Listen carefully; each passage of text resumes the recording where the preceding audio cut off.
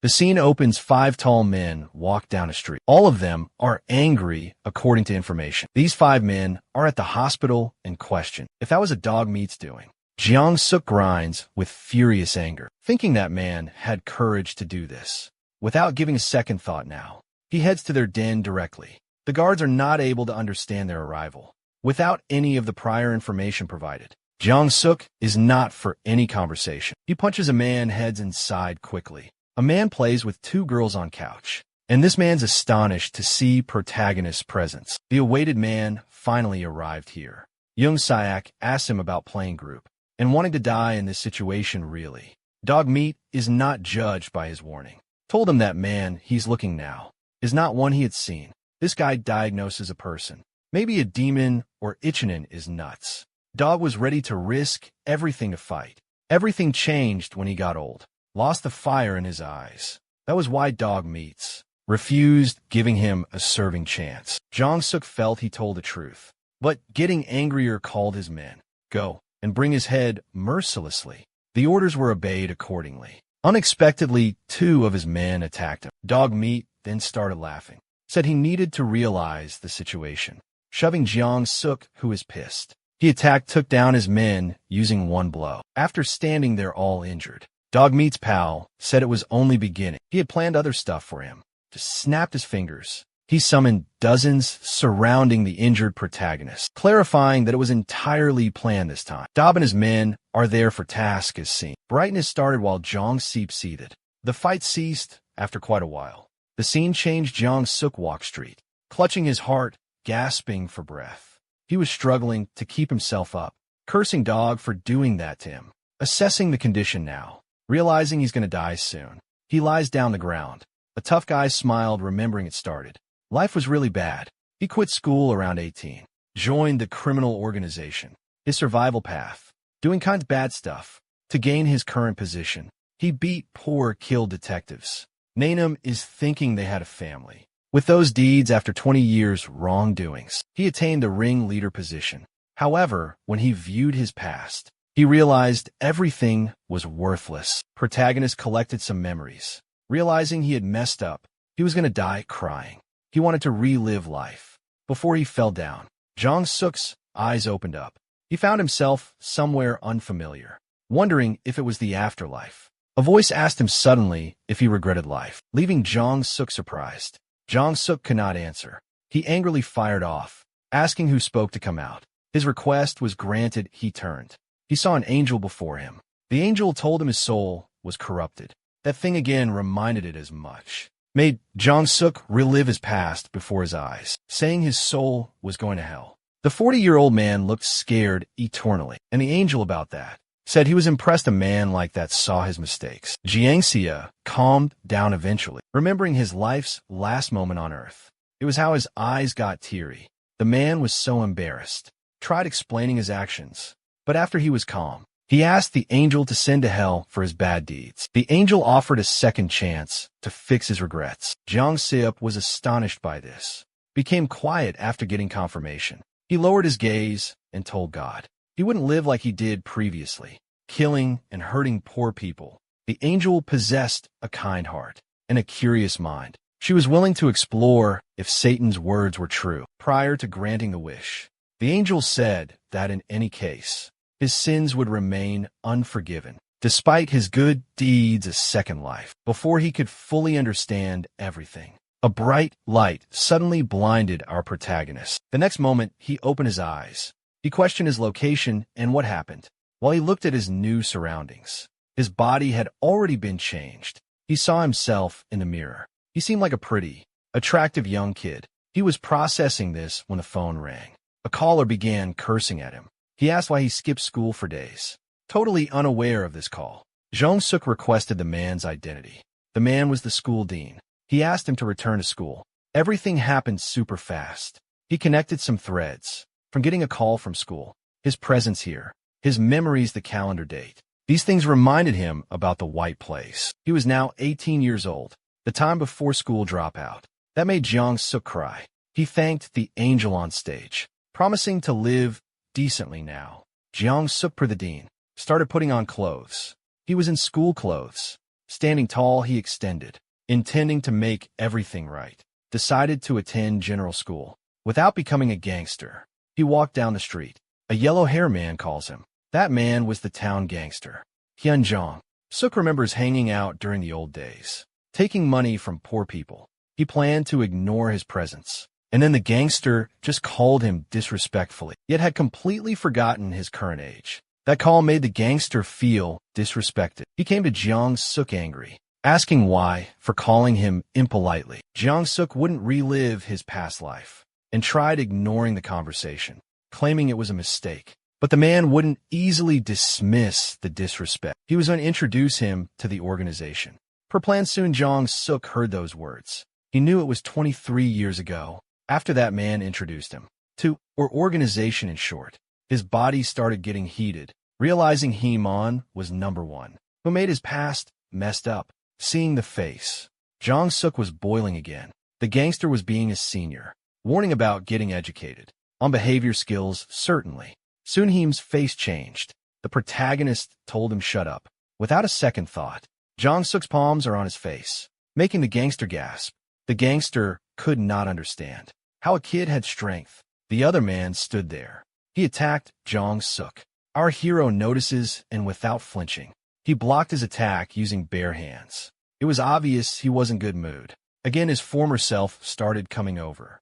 His subordinate tried attacking Jeong Suk. He took the other guy with bare strength, knocking him down one single hit. It was so unlike that, who wasn't even worth remembering to interfere in a fight. The yellow-haired gangster tried to get up, but he was busted with a fearful strike. Jeong Suk. The beating went for a bit. After being on top now, Jeong Suk was thinking that this guy bumped him, the organization. It never happened, and he might have lived happily. The yellow-haired gangster begged for mercy, while Jeong Suk clenched his face, looking into his eyes and going to attack.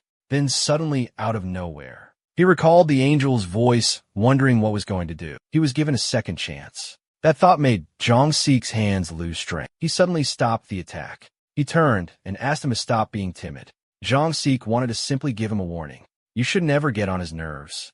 Then Jeong Suk left that place, asking them all to just disappear. Returning back to school, he was still thinking he wouldn't waste his chance. Because of some crazy guy, his resolve was really absolute, to happily live and go to school regularly. But when he got to school, everything changed. The bald headmaster screamed at him, asking him drop out, which was expected. Pre-planned, he had mischief on his shoulders, including numerous absences, stealing, and some smoking issues. The headmaster seemed determined in his ways to make the kid leave school. It looked like Jeong Suk hadn't remembered. He was an 18-year-old, acting weird with a full attitude. The dean is taking him to school.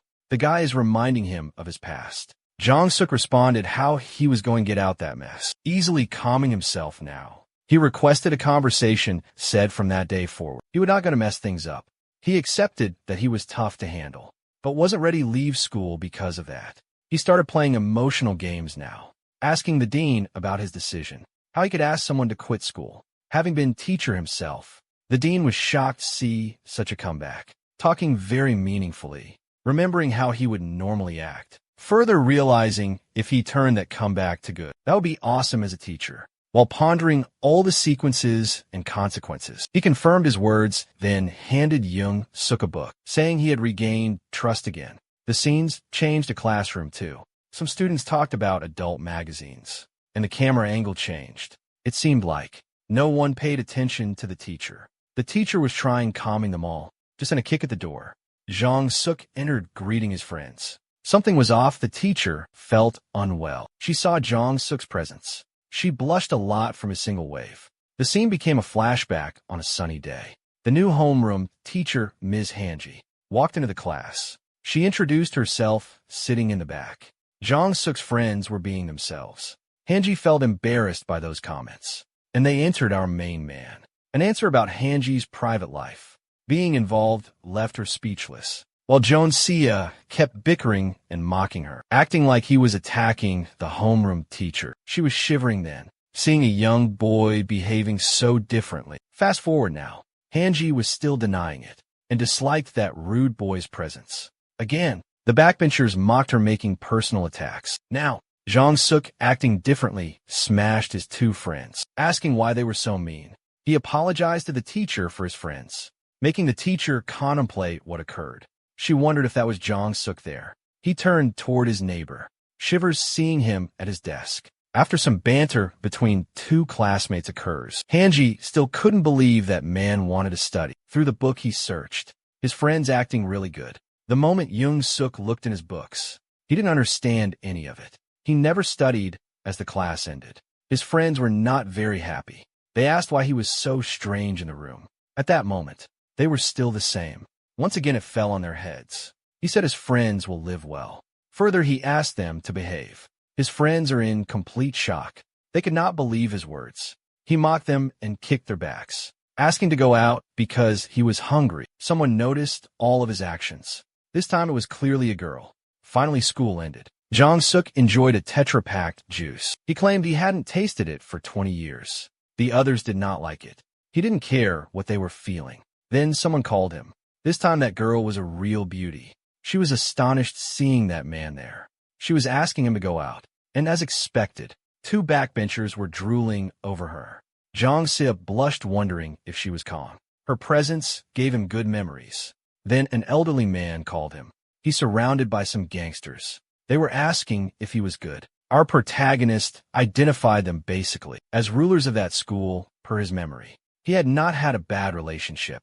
He never wanted seeing them, and told the man get to the point. When the gangster tried explaining what he wanted, suddenly Jong Suk just told to get off to his mama. Initially, the man didn't understand, continued speaking. But after he realized, his voice changed along with his aura, because he hated being called like that, asking him again for confirmation. Jung Suk called him by this name, once again adding a nickname. Druggist, he reacted as expected. Any kid wouldn't want being called like that. And his record showed he has never been caught except once. The gangster wouldn't give more attention at the guy, so Jung Suk departed, saying that you should stay away from him. He then told the man visiting the hospital before too late. That statement wasn't liked by his puppies, it seemed, standing right behind our guy. And someone moved to put a hand on our protagonist's back. He's pondering the consequences. As always expected, Jong Suk twisted hands using a flinch of power, further scaring the others in the back. That man had 3 gangsters supporting him. He ordered everyone to attack the facing man. All were attacking him at once. Jong Suk is smart and aware. It was too much to handle solo, to scare them totally. He busted other men he held, causing them great pain. The 3 didn't like that. He told them continuously they should be the ones, not messing with a junior. It's really not fair ultimately. Without much thinking, he asked the group leader, Kong Yong-gai, to have a one-on-one fight. The battle conditions were very simple. Losing means he gives everything. Winning means he becomes school boss. Kong Yong-dai's 3 subordinates admired him for going and winning.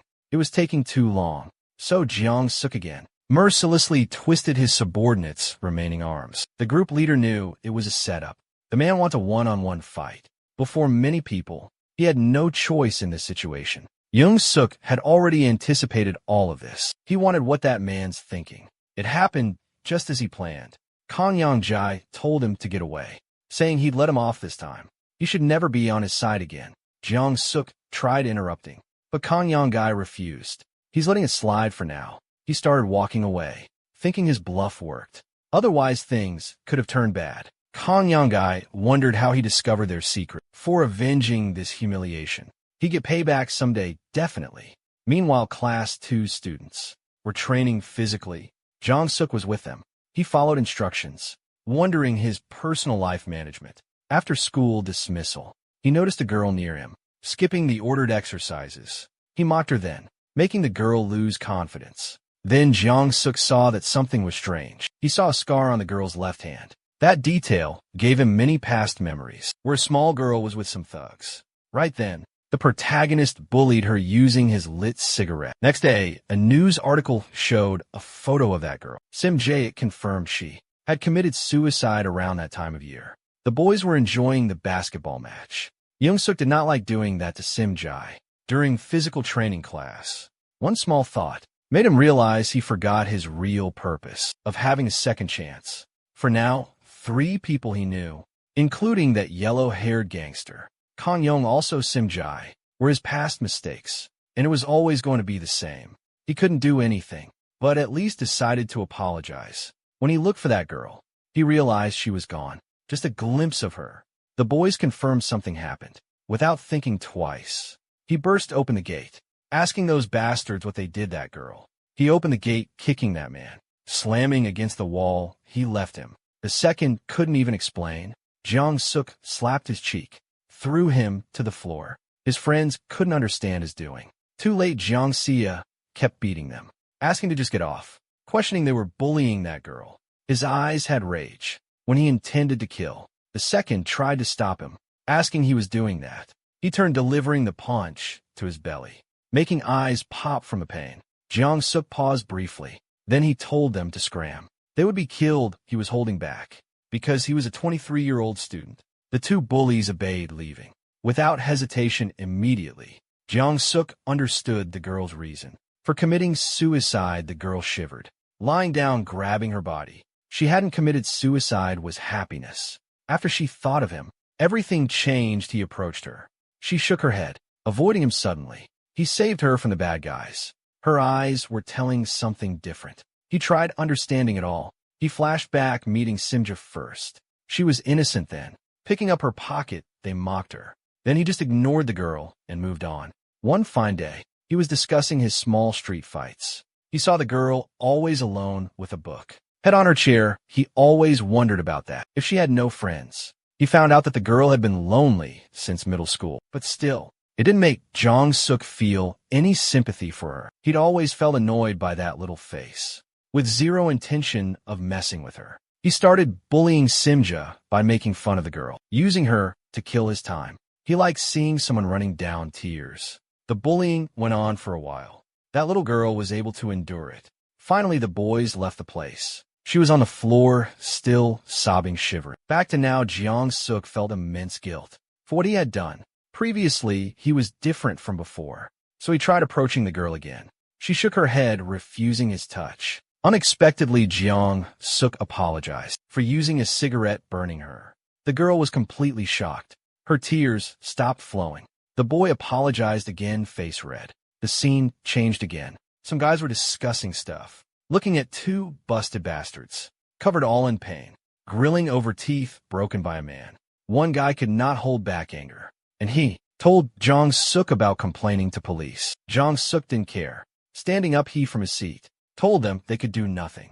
He added that per laws, hitting someone would result in a warning. He asked what they thought he would do after release. Everyone knew Jiang-sia was scared now, but still acting tough. He's clarifying that, if he told his wrongdoings, he was the one facing jail. Some classmates overheard that whole conversation. They discussed it again. One reconfirmed the prior question, provoking his anger further. The kid was speechless and got back to his knees. Jiang-suk shook off two others discussing it and warned not do stupid things in class. That talk ended. Jiang-suk returned to his seat. He saw the teacher still hadn't come. Other classmates were busy kissing his butt.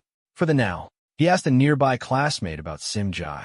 The classmate responded. She went back to the nurse. Then the boy bravely asked the man if something really happened to that girl. That question made Jiang-suk recall the girl shivering he had seen inside. At the moment, he just hoped the girl did nothing stupid. His head ached from thinking so much. He needed some little rest now. A guy informs him simply that the next lecture would start in under 2 minutes. The teacher enters, telling the guys about a Romeo class starting. After the class started, a minute passed. Jiang-suk asked his friend for pen paper, then started his misdeed list, planning what he had to mend. The man was correct. His past deeds needed correcting. He would fix Sim's pain he caused. That was a top priority. Jiang-suk pondered the only possible way. The girl didn't appear suicidal now, but she might be soon. He only had one answer. Help her stop being lonely. The scene changed again. Hanji kept reading her textbook, covered in sweat now. The rest of the class were sleepy, lazy, trying to stay awake. Jiang-sip knew already at school nobody would listen to lessons. His second immediate goal was Hanji's well-being. The list now went on. Quit smoking being number 4. Stop swearing now 5.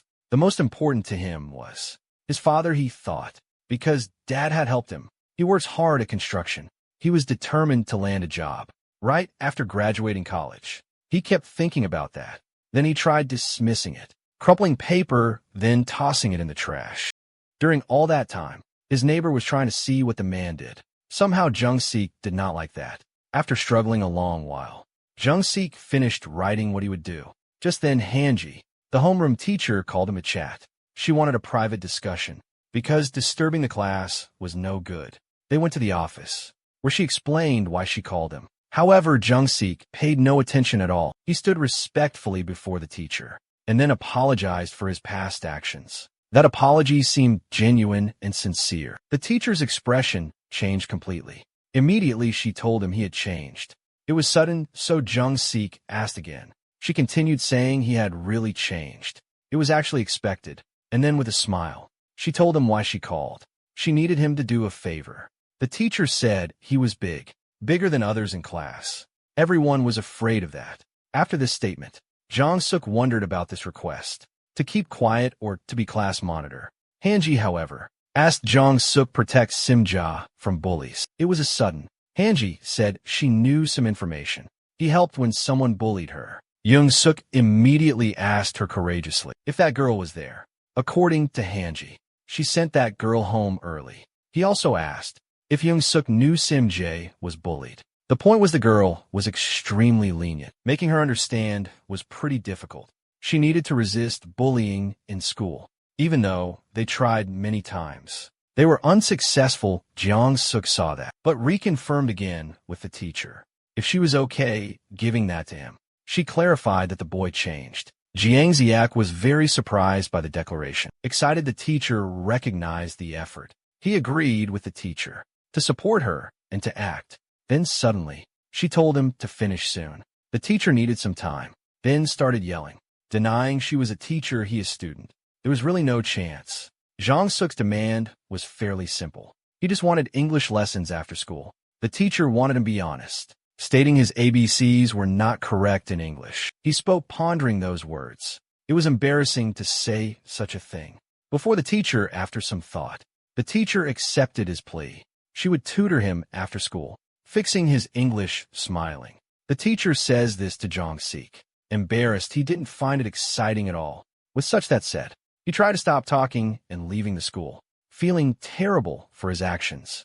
The teacher was still remembering how much a boy changed. She wondered if she was a good teacher. School finished. Jung-sik left that evening, realizing that many school years passed. It was very long since he was in school at 23. He then noticed some girls nearby. Being a guy, he knew the next 2 years would be great if he acted the way he's being now. While talking, he spotted Simja. He wondered, is that girl still here?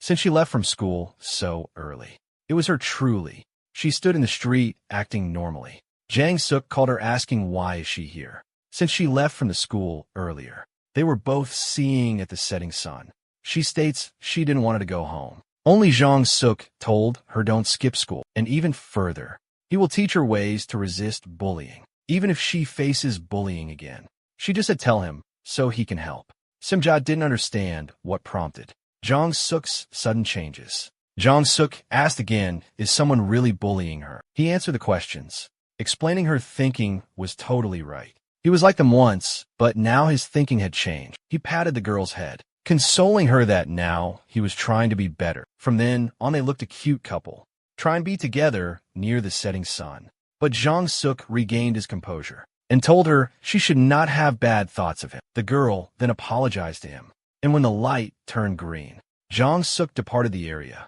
Turning to the girl, it seemed she wanted to speak, but when he inquired, she just denied anything. However, Jung-suk sensed the girl felt grateful to him, waving back to the angel goodbye. Little did he know, she was watching, realizing that he was making efforts. It was a small part of what he did wrong. Something more interesting awaited him. Meanwhile, Jung-sik wondered what to have for dinner at home. Jung-sik headed back home to eat. Feeling shabby, he retrieved some crumpled paper, listing all the things needing correction. Jung-sik felt sure he could manage the issues at school. The bigger problem was his plans after graduation. He thinks graduating with just English wouldn't help much. He looked at his calendar, reflecting that it was now 1995, when a global crisis was about to begin. Stock prices would then plummet everywhere. He was certain buying many stocks could make him a billionaire fast. It seemed foolproof to him. After some thinking, he dismissed the stock idea. He remembered the angel's warning about honestly repenting. He refused shortcuts and misdeeds to get much money. Right then, he saw the time, realizing his old man will be home real soon. So he prepared ramen. He was mischievous and took a bite of ramen. Then someone knocked. He turned around. He saw his old man from work. His dad was worried his son skipped classes. Jong-suk just stared silently. The scene's a flashback in jail, where guards inform Jong-suk that he has a visitor. He reached the room. He saw his worried father. But Jong-suk ignored the man and went back inside. His dad kept begging him to talk, but Jong-suk verbally abused his father, leaving the father astonished at his words. Just to clarify, he mocked Dad for not bailing out his son. The words were a heart stab, making Dad fall on the floor, crying. Jong-suk, however, was thinking it's best for his father to forget a criminal son, live fully. Days passed inside the cell. A guard informed him that his own father passed away. Absolute stress was stated as reason. The report guard handed him. It showed Dad's body found long after, since no one could attend to him. That night, Jeong-seok's cell had continuous sobbing sounds. The camera angle changed then. Jeong-seok was visibly crying hard. He's shivering, apologizing profusely to his dad. Now, in the present, his father screamed again, getting him to snap out of it, telling him greet his father upon returning. Jong-suk just ignored him and asked him to get ready to eat ramen. It was very sudden. Jong-suk said he was being a good son, so his father should prepare now. For perhaps the first time, the father realized his son had grown up. The embarrassment level peaked. They both sat for dinner. They looked at each other, sipping the ramen. Jong-suk remembered his earlier days, when he greatly disliked his father. Nobody would like a father deep in alcohol, neglecting his own family, and a man abandoning his mother because addiction. Everything was changed after Jong-suk's birth. His father demonstrated a different behavior, working harder at the construction site to earn money for daily living. Initially, Young-sia believed Dad was earning money to get his drinking needs, but soon he realized that fact. His father quit drinking completely. He left the alcohol addiction. Things took a bad turn. He got busted by detectives for past misdeeds. His father shed tears because of him. He saw the broken belief by his boy. Jong-suk now realizes that. The scene suddenly turned. He was crying and sobbing uncontrollably now, tears dropping to his food. The food was probably salty. Then the father suddenly inquired if Jong-sik was crying before him. He continued the talk, saying only that the ramen spices were way too much. Just then, he wipes his eyes, showing all the pleasure, thanking him for the food provided. Then both went back to sleep again. Jiang-sik's dad woke up soon, getting ready for the work site. He's rubbing his very sore back. Jiang-sik unexpectedly wakes and tells Dad to rest. He won't let him go without a doctor's visit. His father refused any rest now, determined to go back to work. It was then Jong-sik says, embarrassed with blushing face, asks Dad to come home, safe, don't get hurt. His father stared confused at his son, then smiled, assuring him so. After he departed, just like his father departed, Jong-suk stared up at the sky. He told the angel he accepted hell, as long as Dad was having it good. Honest conditions were what he needed. He would always choose the evil path. Finally, he had to head to school. On his way, he yawned, completely exhausted. His whole body ached with laziness. He did his best stretching. He thought about the next 2 years. Once again he passed. The yellow gangster sat there, smoking. He's sitting before him. Jong-suk considered consequences again. He disrespected his senior gangster, making the gangster lose his cool. Embarrassed, he couldn't do much, just showing that man nonstop trash talk, asking him to regain his senses now. He was playing weak. Jong-suk grinned. He told him he was no gangster. It was time to get back to his senses, get work, and live life peacefully. Again he walked off, leaving the man on the ground.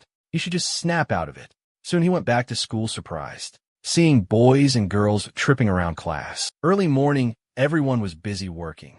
Jong-suk was puzzled seeing them so early, including Sim-jai. He arrived at his own desk. He wondered about settling with the girl. He asked his neighbor Paul, switch seats with Sim-jai, please. Paul agreed, going away. A girl came to him. He asked to sit for a discussion. Sim-jai agreed. Sim-jai sat on a bench. Jong-suk started observing her closely, trying to find her unusual. The best way to make her famous was her looks. But he knew that girl didn't appear too bad. Jang-suk tried understanding, then asked her about glasses, asking would she be okay without those. He just got the small confirmation. He removed her glasses now. Those glasses were off. That girl did look like a total baddie. She wanted her glasses back. On the contrary, Young-sip was shocked by her looks barefaced, and further confirmed her vision. He showed 3 fingers seeing if she could see. The girl passed the vision test. It was clear the girl looked like an old person, because the glasses frames were old-fashioned. Realizing that now, he told the girl not to wear glasses anymore.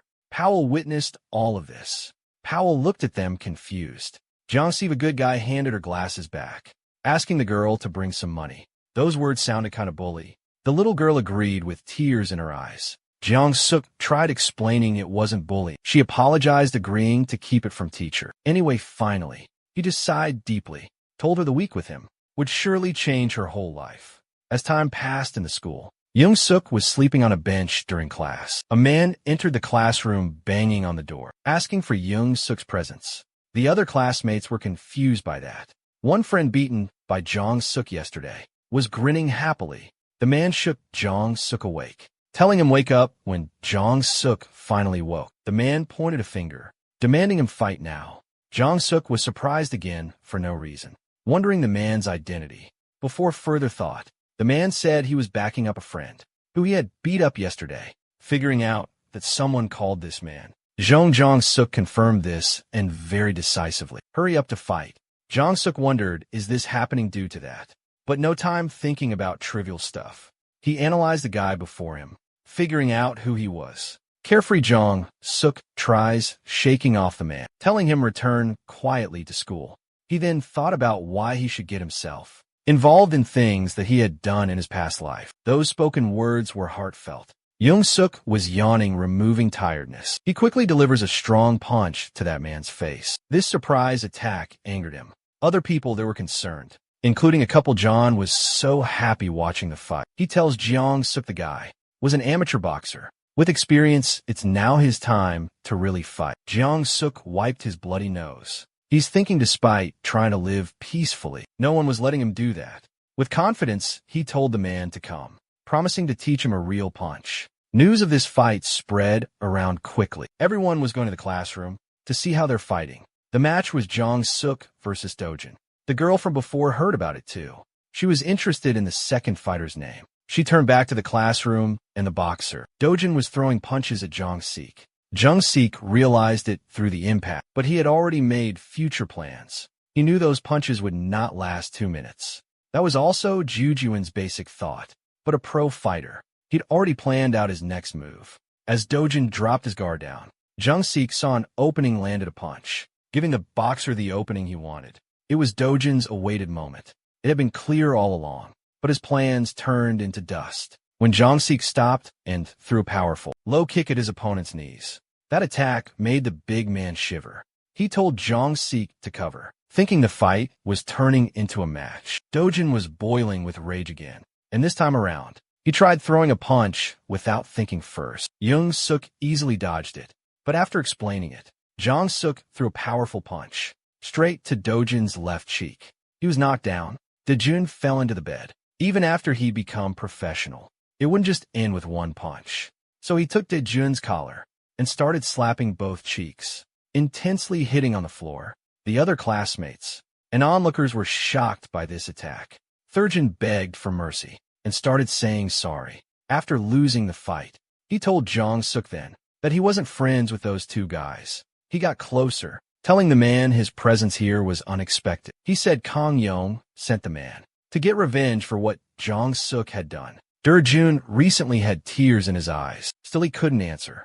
Jang-suk grabbed his collar tightly, trying to land a final punch to finish him. Suddenly, out of nowhere, a scream asked him to stop. Sim Jai appeared, wanting to stop an attack on a pro boxer. Jang-suk obeyed her, stopped, then left, heading to the washroom. He told them about informing the homeroom teacher. Jang-suk went to the washroom, washing his hands that delivered those punches. He remembered his past, taking down several men with strength alone, letting the crowd enjoy that moment.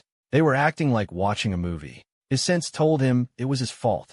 The trouble was that so much time passed. He had no chance to comprehend. Looking at his classmates' faces, it became clear there was pure rejection. He then saw the fear coming from Sim's eyes. He now had no other choice.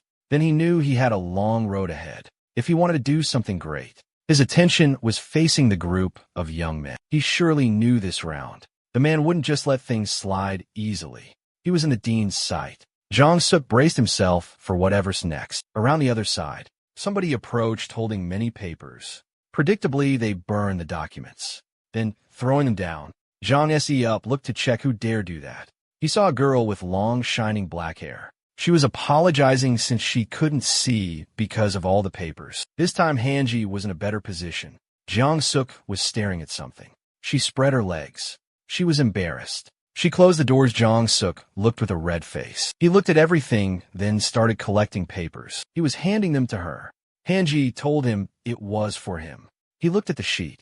ABCD was written clearly. It was English basics. She prepared it to give him extra classes. She prepared all that staying up all night. Hanji said it was different textbooks. She smiled, told him to go read it, and then told him come to her if anything bothered him. He was reaching the classroom. The teacher taught them a subject. He was checking the papers he gave to Hanji. Realizing she was really trying hard, there was a visible blush on both cheeks. He decided to quit talking about gangsters and study the English lesson his teacher prepared. He was reciting ABCD effortlessly. His seatmate Powell was concerned.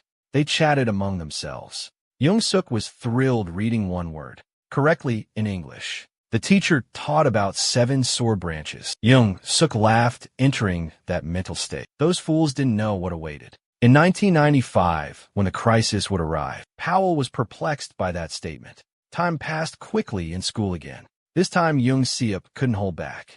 From all the bells ringing around, his head was aching from exhaustion. Pol came again, told him next class was music. Jong-suk realized that Pol was constantly helping him. The boy then wondered why Jong-suk was smiling at him so big. Feeling embarrassed, he poked his finger at Jong-suk. After waiting a while, he gathered courage, asked the kid his name. Inho was confused if Jong-suk was serious. They'd been sitting together for like a month.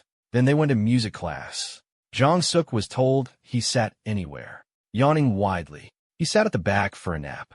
He heard classmates teasing his beloved, asking her just to sit near the corner. She accepted without hesitation. Sim Xiao sat by the corner bench. Jung-suk joined quietly, making her more confused. It was really awkward. They explained he just sat there because studying was his goal. The girls certainly did not like that attitude. They began whispering. When they returned to the original soundtrack, Jung-suk was angry not seeing water there. All over Simja's bench. He says some cuss words. Being furious, tried rushing them.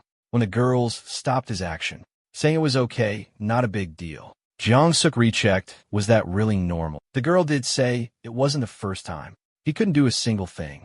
Just left grinning slightly at them, asking her to please do whatever. Sim Jae, staying completely calm, looked at her bench, then started cleaning it with a towel. Inho came to Jong-suk to tell him. She seemed happier talking to him this morning, further humiliating a guy with words. So he clapped the person next to him. All that time his eyes were glued to the girl, cleaning the bench like a helpless person unable to do a thing. School ended. Sim Jae was returning home. She heard somebody asking if she was happy hitting herself. She apologized. Jung-suk was angered by her apology. He'd heard everything from the start, wondering why she'd stopped him during the fight. That morning, she told him violence was bad, always has been bad. Jong-seo sighed, told her though violence is bad, she shouldn't let anyone get bested for no reason. Today's lesson, he told her, she was allowing others to reach her. The real reason behind them acting this way wasn't because they disliked her. They liked bullying her. It was easy. None of them could resist inflicting pain on her. Suddenly, the girl said she knew it already. Everything happened because she allowed it. She was an idiot and gullible. She recalled her past suffering tearfully. She accepted everything the man knew. She believed showing resentment meant she would face something much worse. In her mind, she always thought, if she didn't say anything, accepted it, maybe she could live peacefully. She continued sobbing then. Jung-suk looked confused at her. He got an answer soon. He grabbed her hand, pushing her. He asked her follow him there. They went on their way. Sim J was shocked seeing an arcade. He told her it was a place bookworms, like her, were unwelcome. For his first arcade game, he would use the punching game, asking the girl to watch him. He threw a deadly punch, the past record of 758. The highest was shattered by one hit, reaching 782 points now. People were amazed by that guy's strength. The little girl was unaware. Clapping, she thought it was her turn. She tried getting escape from the task, but Young Suk started messing with her, making her have to try. She then replaced the guard, and making the little boy embarrassed. He returned, telling the correct position of her legs, hands, and way she had to stand. Give a great punch. He explains about rotation. It was over. Sim J's face became completely red. Now prepared, he requests a punch, believing she delivers it to another person. Suddenly in the face, she musters her power and punches. There in the game center, she remained confused, standing. That sound was louder than expected, and then he commended her, wondering did her suffering disappear now. After he's assured, he told her this was his spot when he was mad at someone and couldn't fight due to his diligence. While he's playing that machine, he asked her, "Are you stupid?" The girl started sobbing again and kept asking if being bullied was fair. That was the reason. She needed to stand up, relieve the burden, gathering courage to tell them all that she wasn't tolerating bullying. She was provided guidance. The girl remained unconvinced, and Sir Young Si appointed, telling her he did all those things because he felt sorry. Then, out of nowhere, suddenly, he pointed his pinky finger towards a girl, saying he promised to do anything he could to stop her from getting bullied. They wanted to ask her to come to him if something happened. The girl agreed, making her own pinky promise, showing it to him, creating a promise. They both walked away. They playfully teased the girl about her face. She was thinking punching them. It looked like someone was talking to them. The man was thrilled knowing the real reason he changed. He learned the man's weakness. He decided to use it. It was the next day. Sim J, thinking about the pinky promise with Jong Suk, was joined by Jong Suk. The day before help returned was sudden. A man banged on the girl's table, startling her greatly. It was the school gangster group's leader. He apologized first. The girl asked about the man's identity. He introduced himself as a savior, saving her. Elaborating further now, the man said he knew Young Suk bullied him in the beginning days. The mark on her right hand was evidence. Simj wonders how that guy knew that. It was Jong Suk's friend, actually, who ratted him into that mess. The leader played with him. He cussed out his friend a lot. The leader turned to the girl now, asking her to join them, to speak up with the teacher there. He recounted her words in front of teachers, that Young Suk was hurting her now and had bullied her earlier. The scar was evidence offered then. He had also gathered two guys, Young Suk's friends he was proud of. They would be witnesses in the case. He felt it would be the key for expulsion. The team's eyes were on that guy. That act would clarify. He wasn't finishing 2 years there. In any further case, the man gave her reassurance. If he was standing behind her, then nobody was going to bully her. Sim J told him it was like before. The man had already changed, trying to help her every way. The leader sighed, calling a naive person, making up stories. He was acting cool. He didn't want to get expelled. He knew one word against him. Before anyone met, he could not complete his graduation. He'd get expelled. Sim showed assurance, saying she was a stupid girl. Maybe it was a misunderstanding. His intentions gave the leader hope. She was convinced. But the happiness was brief. The girl shivered, denied his fate, saying the boy tried helping her. That was why she would trust him. Those words made the leader lose his temper. He instantly grabbed the young girl, asking her to do whatever he told her, or her school life was going to be miserable. From then onwards, not only that happened, he also continued speaking that he planned Young Suk's death already, sending people outside to deal with him. As per what he said, he was probably dead en route to school. Some of his men were already at the gate, handling weapons for welcoming Young Suk. Simj was weeping now, thinking such horrible things happened to Young Suk. But her prayers worked. The man entered, raising, then shattering the leader's expectations. His presence, there was a mystery recently. The man's attempted moves, one of his loves, enraged him greatly. Tai advanced, observing that some seniors were attacking Jong Suk. He tried hard to knock them down with a single blow. His attack succeeded, knocking the man down. He grabbed a baseball bat nearby to show they should know their place. The man warned them to stop such things. Returning to school that morning, He asked them whether the gangsters ordered it. The senior ignored him, grinning, saying he's not so smart. He was done for. Jong-suk couldn't understand him at all. The senior said he'll be beaten, along with a loner girl. Just then, certainly. Jong-suk demanded a clear explanation, then grabbing him, demanding to speak clearly. The senior was frightened, stammering words. Those words clarified everyone was discussing Simja, definitely not a long time ago. Reinforcements for that man arrived there, rushing towards Jong-suk to attack. But Jong-suk now understood their true motives, so he grabbed the baseball bat, headed straight into that commotion. To fight the first guy, he smashed him in the face.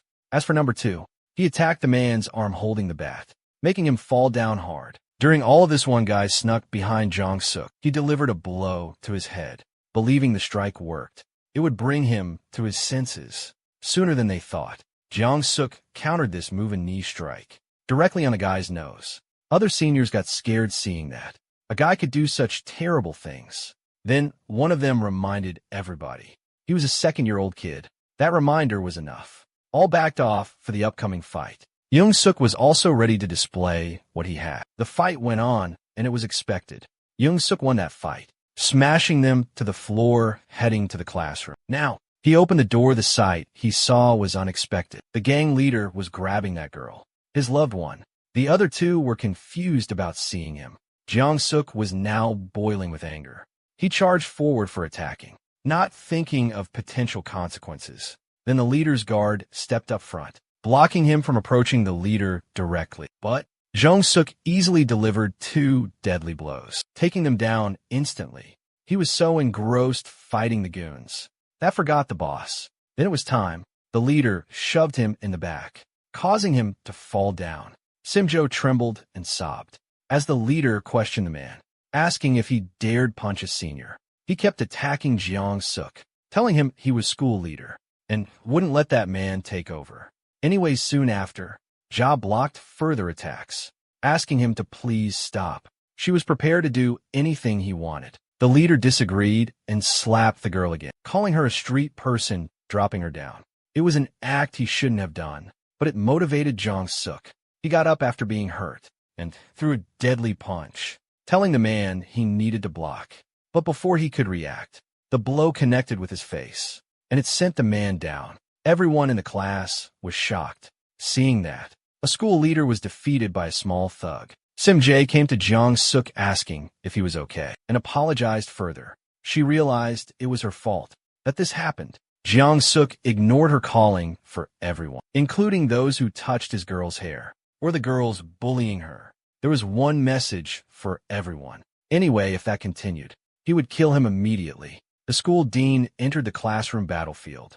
After knowing Jong-suk was there, he declared Jong was the reason for this. He would be expelled from school. The dean continuously cussed our protagonist. He was asking how our protagonist dared do so, informing about his expulsion. The dean turned to the group leader, telling him that he will face consequences. Somehow the leader was happy giving anything, including embarrassment in front of his juniors, as long as Jong-suk would be expelled. Jong-suk realized that it was his objective, blamed himself. He was there because of lacking self-control. His second life would also without school. His intention suddenly changed. He thought of what Sim-jae would face after she was expelled. He believed if that happened, he would crush that group, so they couldn't figure what to do. Even he sensed the intention. But before he could act, somebody grabbed his hand.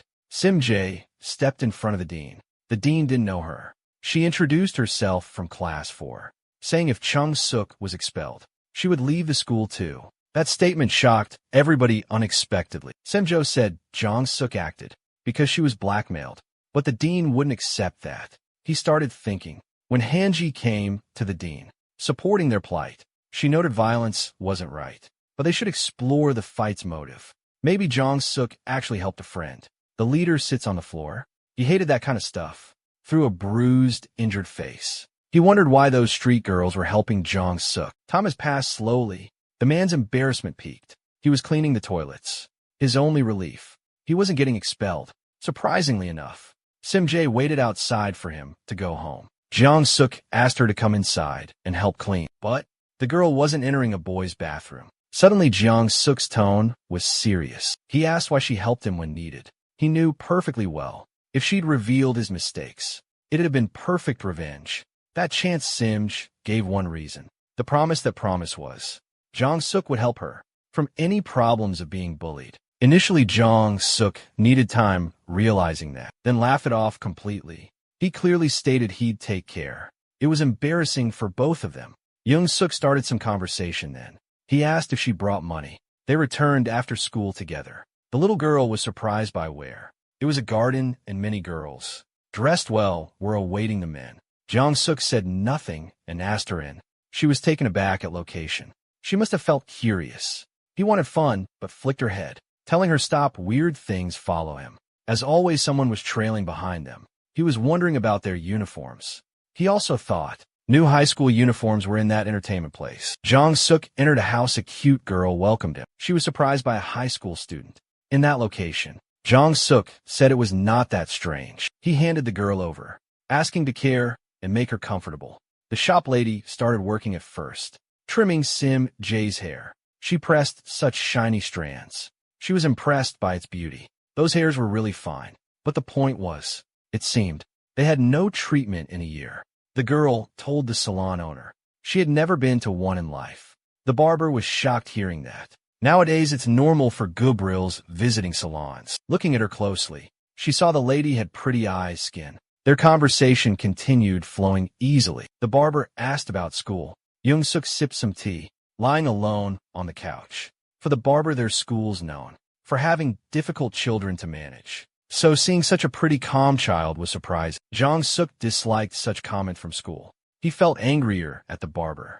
Then the girl approached Jiang Suk, calling him big brother, asking about a girlfriend. Jiang Suk disliked this. She was younger, but called him big brother casually. Finally, Jiang Suk realized some situation. He was 23 years older now, currently. That was the reason for that intuition. Then the lady changed attitude, starting a conversation, realizing something regarding him. But before he could understand, she called him a pervert there to get someone pregnant. The lady then lies on the couch, leaning closer to Jiang Suk, making him stumble back. Jiang Suk was a Sigma male loving just one girl. He asked the beautiful lady see how beautiful the girl was. After her haircut, Simja looked at the mirror. She was much more beautiful. Jiang Suk approached from behind, freezing her hair briefly. He realized something was missing. They would address at meetings.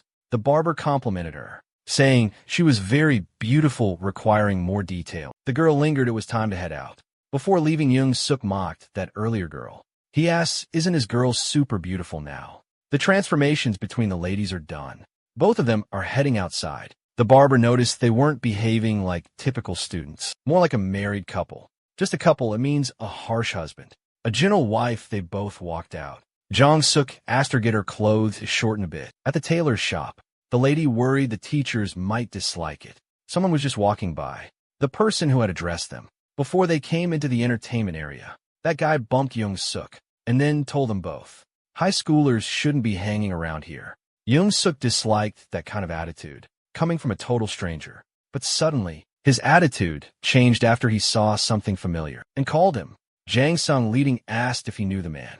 He ended that conversation, began pondering that old man's presence there, giving it more thought.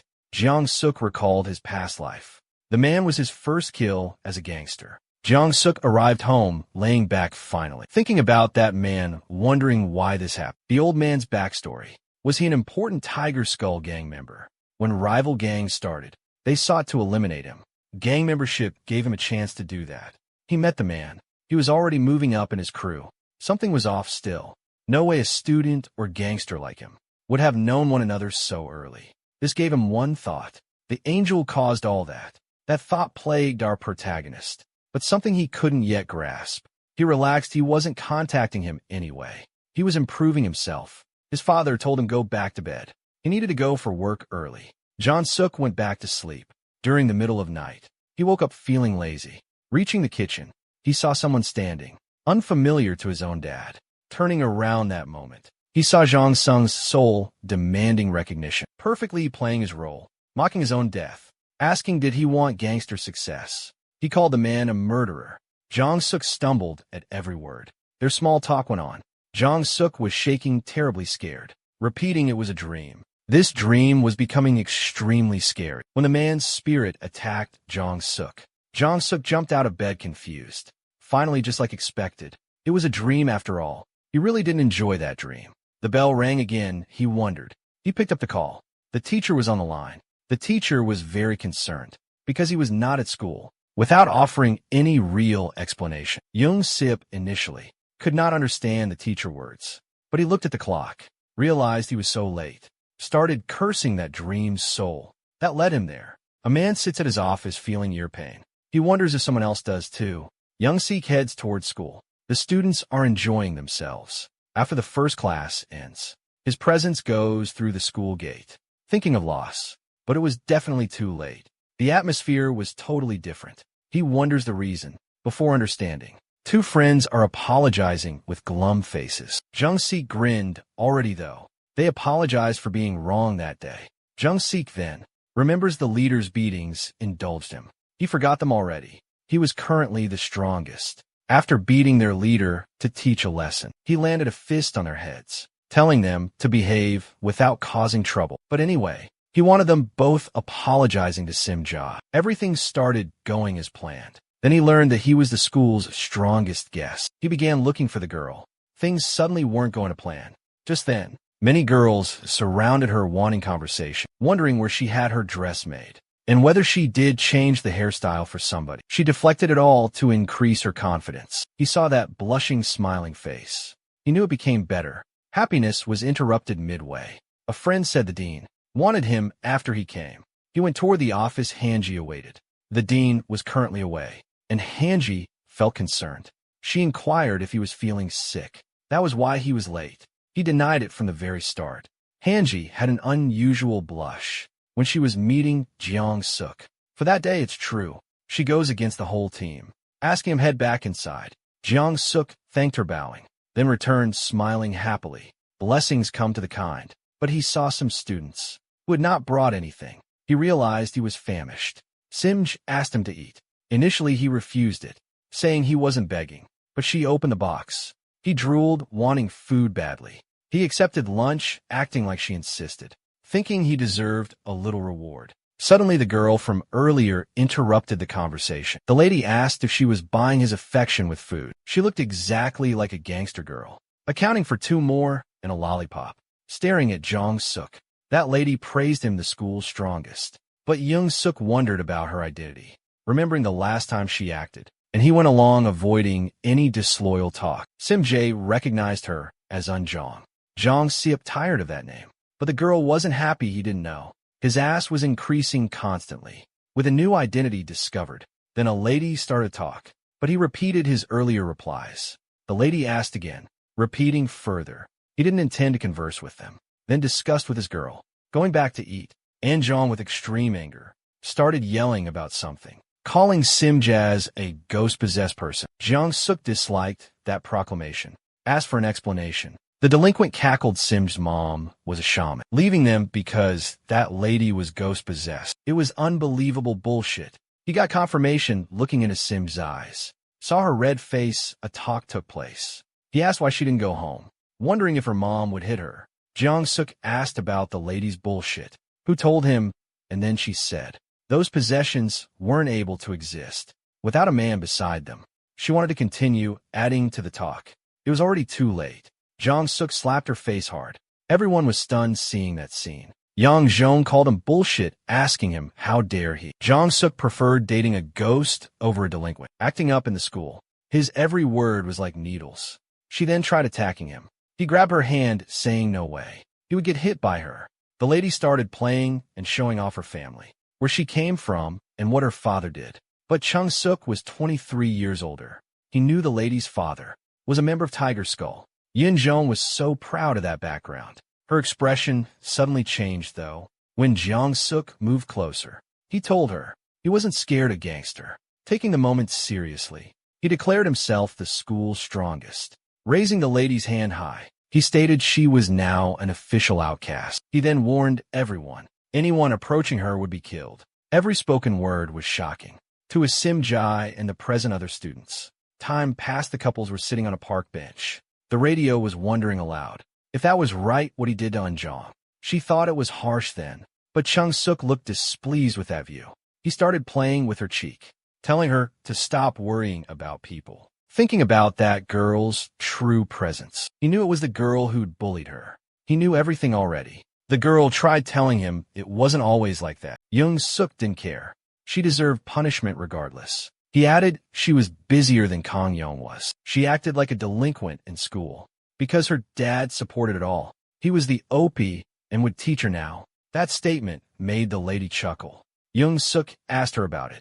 She said he sounded like 40, but it was super rude for 18. One question remained unanswered still. Was he okay with her gangster dad? Jong-suk wasn't bothered at all. He headed back to class 5. She stopped him to confirm again. He really wanted to do that. This time the query was different. She had tears in her eyes now. The question was about a shaman's daughter. Jong-suk couldn't understand that question, and asked if being like that was the past. The little girl about to cry in Jong-suk's face, after staring at her, poked his finger and attacked her forehead again, like he did back in the entertainment district. He wanted to tell her, per the promise, he'd protect the girl from misfortune, from a ghost, or maybe an outcast person. You want her to stop such pathetic acts, or she'd be flicked off many times. Class was starting, he wanted to head out now. But the lady stopped him now. She was going to ask another favor he would dislike. The scene changed quickly. Jong-suk was up the delinquent Yin-jong before, asking him to just apologize to her and retract the announcement he'd made publicly. Jong-suk just laughed out loud, wondering if she really believes all that. The lady was extremely angry. She kept reminding him about the Tiger Skull Gang. That man is her father. He could storm into school easily. He could also beat him. And his only love, Simja too. The unexpected then happened. Young-suk released a fierce sponge. He's not going to show up with warnings. That cracked the wall. The concerned lady asked why he'd turn against the gang. It was really hazardous for him. Jong-suk has 40 years of knowledge. He knew that the father she was talking about was like an expelled gang member. According to the info, he'd been at the gang's bottom for 20 years. He was an alcoholic with gambling debt, someone who was very annoying. Dun-jong further shared his knowledge and continued warning her.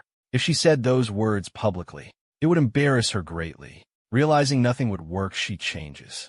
She asked the victim why did this, and if Sim-jae asked him to, causing her that much suffering. Jong-suk called it pathetic, then moved to a flashback to expose what the woman said about her bully. At that moment, she'd asked to forgive that woman, but Jong-suk wasn't ready. It was the most pathetic act ever.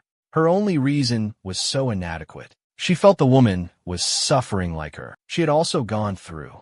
Her mother mentioned proof. She'd told him starting middle school. That lady was much brighter and more active. But in the end, she hung out some delinquents. And that changed her whole personality completely. That was why she gave him another chance. She wanted to be friends again, too. The scene changed to now. Young-suk was extremely angry. He was going to change her personality, which needed a serious lesson.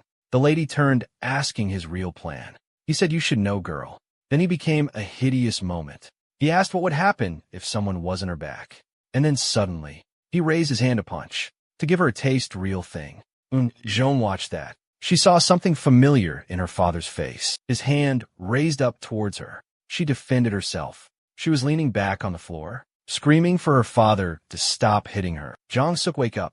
He stopped abruptly. He asked the trembling girl, did she grow up being beaten? The scene changed. Jong-suk sat very confused, thinking deeply. The others were a little worried about Jong-suk's mood. His two friends started talking, wondering the reason behind his situation. It would not be good for them, also troubling their friend. He began remembering what he had seen up on the roof with that lady. He was puzzled why he was dwelling on it so much. Meanwhile, Sim-jae asked about Jong's health and her not being there. PLO informed her she was reportedly unwell. Jong-suk joined the chat, inquiring about this situation. His lady told him she was absent from being sick. He was sure the lady was making an excuse to skip school. Sim-jae reassured him it was normal since forever. Even back in middle school, she often got headaches or anemic spells because her hemoglobin was low. The protagonist wasn't ready to believe that, and he called it all an excuse. Sim-jae told him it would be very bad if she received a shock from a person. Jong-suk, in any case, wasn't taking that burden on himself. He turned away, asking the girl to go meet her. if she was concerned about that. He was wondering why everyone sided with the nuisance girl. He then remembered his past life, when somebody started bleeding badly, holding his legs for mercy, calling him a school friend. He wanted to shake off this thought, since it hadn't happened in this life. He was convincing himself that it was not his fault. Then he heard an angel's voice, asking if his sincere repentance was a little. Parno was really done with that. He turned around to find the angel. The other two were looking, confused about his weird action. It was certain he was hallucinating no presence. It was due to the angel, and it's for clarification. But the angel watched him earlier, and whatever he just did was noticed. Time fast forwards, he screams out, asking why he helped Nuzan's child. He's standing on the road, blasting some anger, showing his true self. He went to find Yunjong's after struggles. He was finally reaching her family's place. Though her attitude was bad, she still lived in a quiet area. Suddenly the gate bursts open. A blond man appeared holding alcohol, inquiring about that man's identity. Protagonist confirmed it was the house, and the man began yelling. He was cursing him, refuting that he purchased this place legally. Jong-suk went inside yelling for Young Jong. He was leaving thinking she'd gone to play, but was shocked seeing the lady lying down. She lost strength and was covered in bruises. Seeing one of his friends' presence, she screamed, but those screams were useless. She completely weakened and lay down, helplessly tied up on the floor. Jong-suk was disgusted by it, happening to her unexpected. After thinking deeply, he realized that it was more serious. The lady seemed afraid of something. She is tightly curling herself inward. Suddenly, that old man reappeared inside the house, calling Jong-suk a dirty thief. He tells about his actual identity. In front of that organization, Jong-suk wasted not even a second. He delivers a fear-inducing punch on the man's face. The old man tries to strike back. It was way too late. Jong-suk's next attack lands on the man's face. He curses him loudly, saying he isn't worthy of being a father. Realizing it was super late, the lady surely needed a doctor's help. He lifts her up, thinking first he would take her to a hospital. His walk was interrupted again by a person. It was absolutely Jang Sung, who was happy about meeting the high schooler. Indeed, Jong-suk was shocked seeing the Tiger Skull Gang. Both lower and higher candidates present simultaneously. Please be understanding. You are certain things came faster than you expected. Jong-sung looked at the old man, asking Jong-suk how he dared barge into another's house, even taking their daughter without their permission. Jong was furious about the man being punched, and Jong-suk showed no flinching whatsoever, telling him boldly that he was a low-ranking Tiger Skull Gang member. Rage filled their eyes, but Jong saw the girl was unwell in arms. He told him take her to a hospital nearby. They would discuss things later. When he returned, assured that he was going to deal the old guy, Jong-suk finally departed. Jong was surprised by the strength of High Cooler, punching a gang member down without resistance easily. From then on, they went to the hospital. Young was in bed. The nurse said if it were a little longer, survival chances might be 0. Her immune system was weak from the beginning. She needs to take care of herself now. He has a flashback where he went back to with other members. They were enjoying their Tiger Skull Gang victory. The only person of fame among all gangsters was our protagonist holding a real baddie's hands. He described how he busted that group leader. Someone suddenly grabbed Jeong Sayok's hand, introduced herself as Unjong. She graduated from the same school. Jeong Sayok didn't know asked about her. She was one of the slaves who were sold off after they defeated the Tiger Skull Gang. She was present there because her dad couldn't repay debts. While offering drinks at that moment, Yuen led Jong-suk to get her out, but being his former self, he shoved the young girl away, showing her his cocky face, and he questioned helping a girl her kind. He gave no craps about being same school. Remembering absolutely nothing, he wasted not a second. He immediately called the manager over. Clear instructions were relayed to the bar staff. They make her work day and night, serving every single member of their crew. Ian then screamed in pain, crying angrily. Jong-suk walked off. The protagonist was certain that she died when he had left. The only end for her life was death. She could not live a happy life. His mind wondered if dropping out and being a gangster, then his new life would be like his previous life. Suddenly, the nurse requested the bill. Jong-suk said he had no cash. Then Jong-sung arrived, saying all bills were settled, so he paid nothing. Protagonist learned about his presence there. and he knew every city corner after living 37 years there. Next, he discussed the yellow-haired father, who wasn't worthy of that title, but as a gang member, he took care of him. Jiang-suk was impressed with Zhang's help of aiding gang members who were struggling financially and unexpectedly caring for them. Zhang adjusted his watch, and after learning Jiang-suk's name, he landed a tight punch on his face, saying he wanted the name of someone attacking his family members. Jiang-suk was stunned, angrily turned to the man, asked if that was his full strength. Zhang admired the kid's attitude. He wasn't shivering a bit after that powerful a punch from a Tiger Skull gang leader. The man played with his hair, saying that he was interested. He was an interesting kind of boy. Leaving Jiang-suk speaking of prior taunting, a small banter went between them. Zhang called him Ian's boyfriend. The other denied such a filthy thing. Zhang asked him to take care of Ian for him, but Jiang-suk could not really explain. Zhang left telling him, show respect next time. As the guy was going away, Jiang-suk understood then. That guy was way better than expected, but he still thought a gangster would always remain a gangster. Going back to his place, he made up his mind about the angel and was certain he definitely wouldn't kill anyone in this new life. And if that angel was putting him to the test, he would totally make everyone present, those involved from his past, deadly life. He immediately wanted the angel to know he was moody, someone acting before even speaking. He suddenly craved a smoke, so grabbed one and began enjoying the lollipop instead of a cigarette. Then abruptly he got extremely motivated. He began defying the angel, saying he'd just live as he wanted for all remaining time. The guy already knew everything he had done. He was definitely going to hell. He was acting weird, telling the angel he would live freely in his own way if the angel wants his life. The angel could take it. Unknowingly, someone stood atop a pole, giggling, telling Zhang Xia he's unchanged, going to be watched a bit longer. Turning to the next day now, Jiang-suk was again ready for school. Unexpectedly, he found his father there. He was tying his shoes. His father suffered from terrible shoulder pain. His son asked to see a doctor. It would worsen with continued labor. Father refused taking the money. The son looked at his father. He offered to quit school. He wasn't studying well, could earn money for family. A typical dad, he disliked it. Dad whacked his son on the forehead using a sponge. He wanted his kid to know something.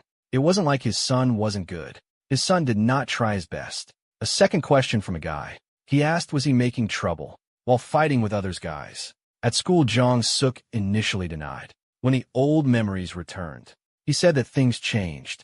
Based on the situation he was in, he wasn't fighting much. Father was angry at his son's words. Jiang-suk decided to leave the place. He knew something terrible was up, heading straight out from there. He disliked his dad controlling him. His next random thought today, he wondered how Yim-jong was, if she would be feeling better. He imagined the girl was now ready to do anything, since he had helped her, taking her to a hospital so miserable. His expectations were totally crushed. Reaching the school, seeing that girl on the table head down, not giving Young-suk any concern. He asked about how she felt. The others said she was that way, since arriving wanting alone time. Young-sip would not give it.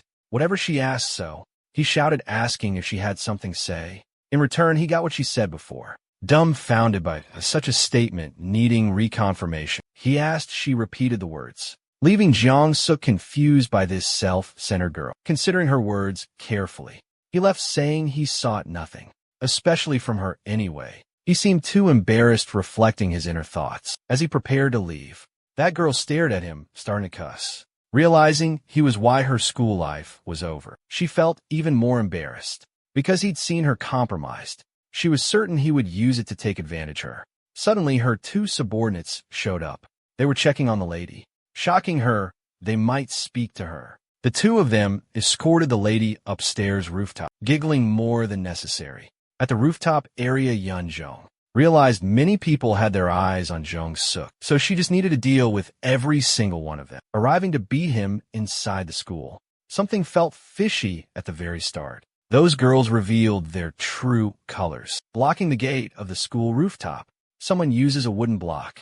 Nun-jong was attacked down on the floor. 3 delinquents were waiting there for her at that spot since the beginning. They feared her earlier, but she tried to tell them something. She was a Tiger Skull daughter, gang member's daughter, but they ignored it. They questioned her and used power. When Jong-suk ignored her openly, seeing someone becoming dirty, she wasn't going to like this. She pushed herself backward. The delinquents intended to bully her. If Jong-suk did they could too without any hesitation whatsoever. Lee Dong-jong felt stunned, began begging her friends for help. But none of them helped. They believed she deserved this lying. Absolutely nothing.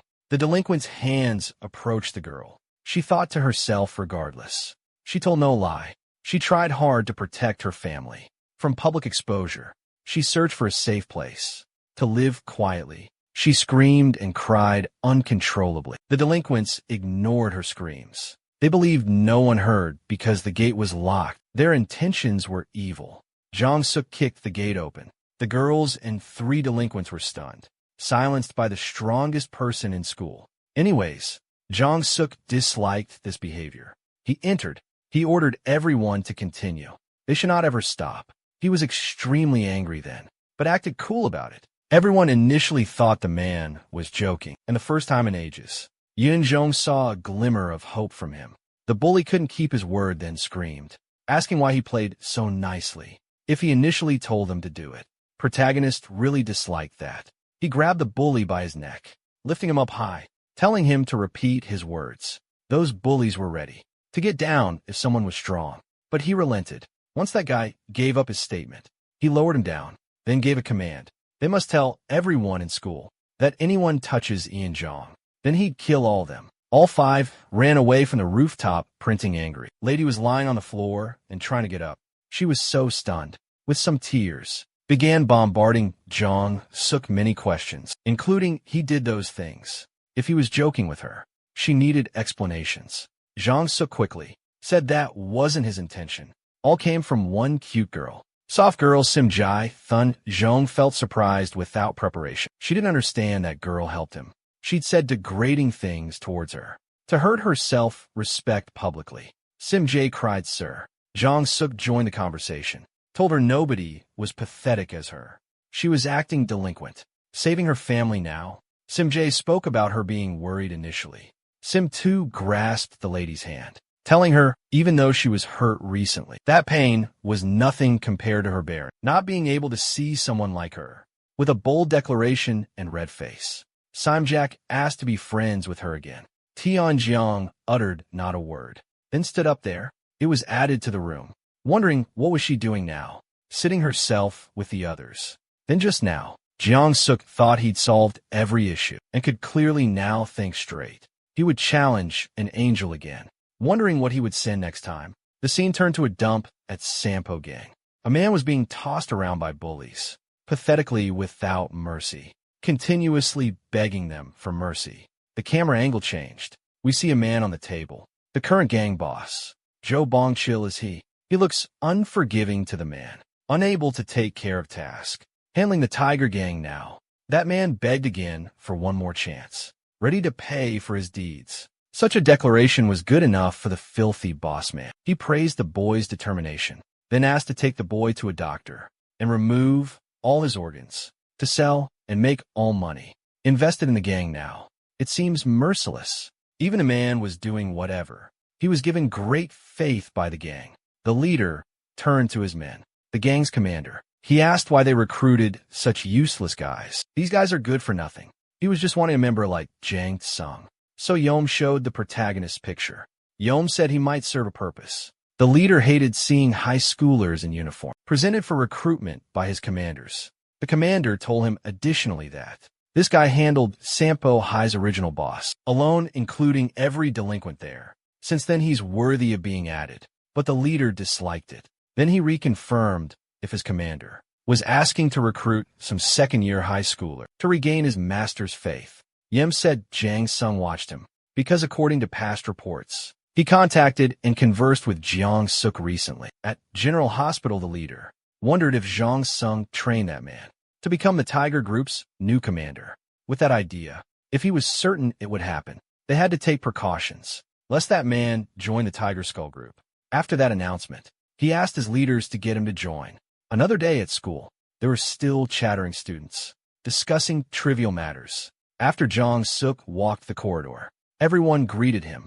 like he was who they awaited all along, as it was already 2 weeks since he was the strongest one in school, and for some reason, there was some surrounding peace. He remembered banning acts of stealing. Bullying and bad behavior happened at school. Reportedly, there were people protesting it, yelling why he did those things and why anyone follows him. However, Jong-suk's few punches calmed them all down. Realizing this, they all vanished, showing no delinquent signs anymore. Simja arrived with her friend waving at Jong-suk. She asked how he was doing. Looking at Simja's face, she'd clearly overcome loneliness, feeling more confident because her new hairstyle. After that very day, Lee Dong-jong was always with Jong-suk's girlfriend. Somehow she felt a little embarrassed. She came during their conversation. Giggling and mocking Jong-suk arrived late. She was third character doing all right in her misdeed list. The fourth guy was Kong Jong, whom he hadn't seen for a little while after Glass Outburst. He was stuck with one problem.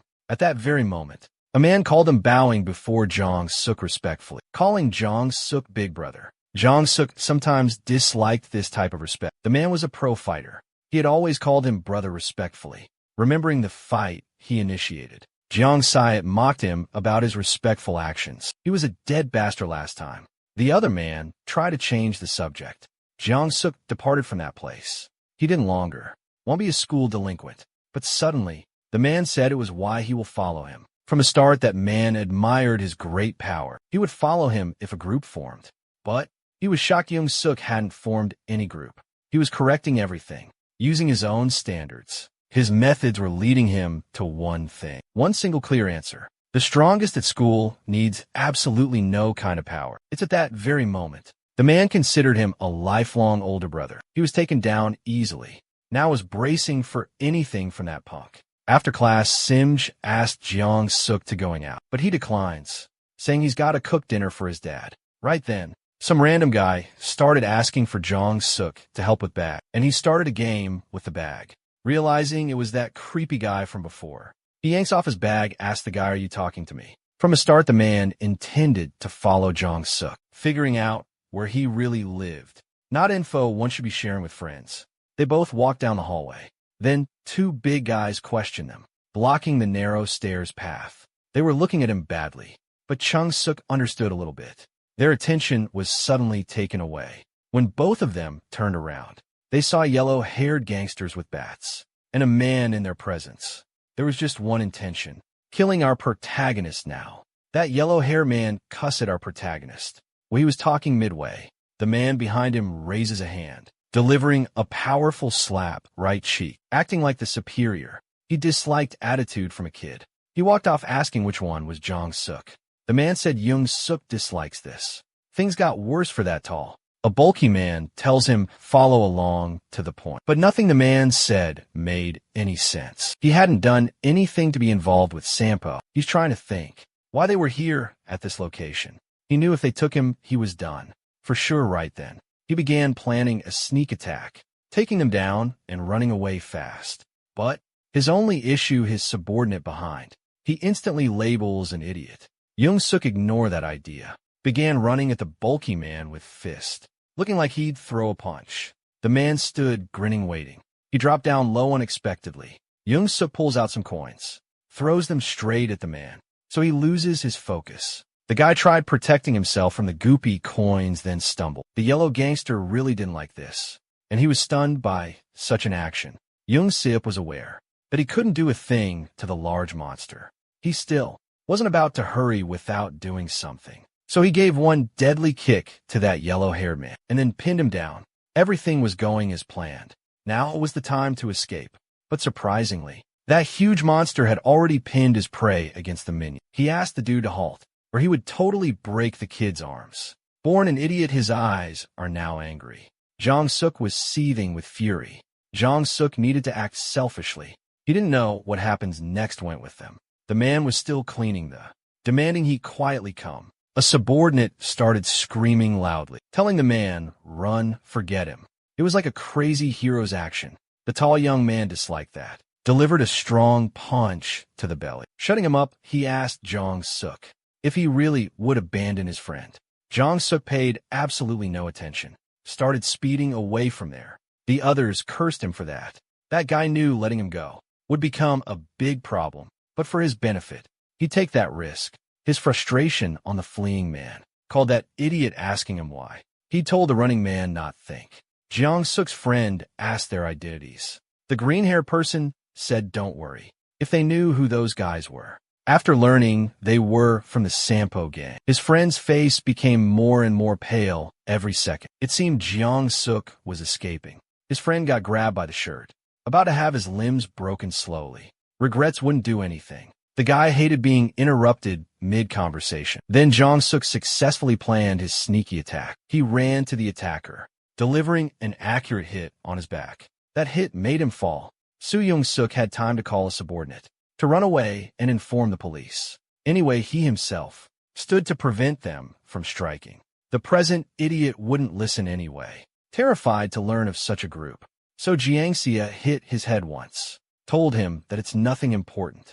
He planned to protect them. The fight went on like their big brother. He knocked one down with one kick. Then he asked the guy again to run away, calling police, because his buddy would just interfere. His buddy's eyes were teary. He ran away from there, saying he'd call the cops. He needed to hold them briefly. Jiang-suk fought the gangsters. Feeling good, he had done another good thing. His friend ran to cops, thinking he would surely see him again someday. But that certainly faded. He saw another person awaiting him, around the street corner. It was Sampo Gang's commander, Yim, and he had this weird grin. Across the road, Young-sia battled those gangsters still, taking them down, needing fewer punches. After struggling, it looked like he was done fighting the guys. Then that man came from behind, telling him that for sure he wasn't a regular high schooler. That was the sole reason the Tiger Gang wanted him. Jiang-suk's surprise grew. Yim was holding that idiot from earlier. Beaten badly, Jiang-suk couldn't hide how angry he was. He rushed at the man intending to kill, seeing his friend had been beaten that bad.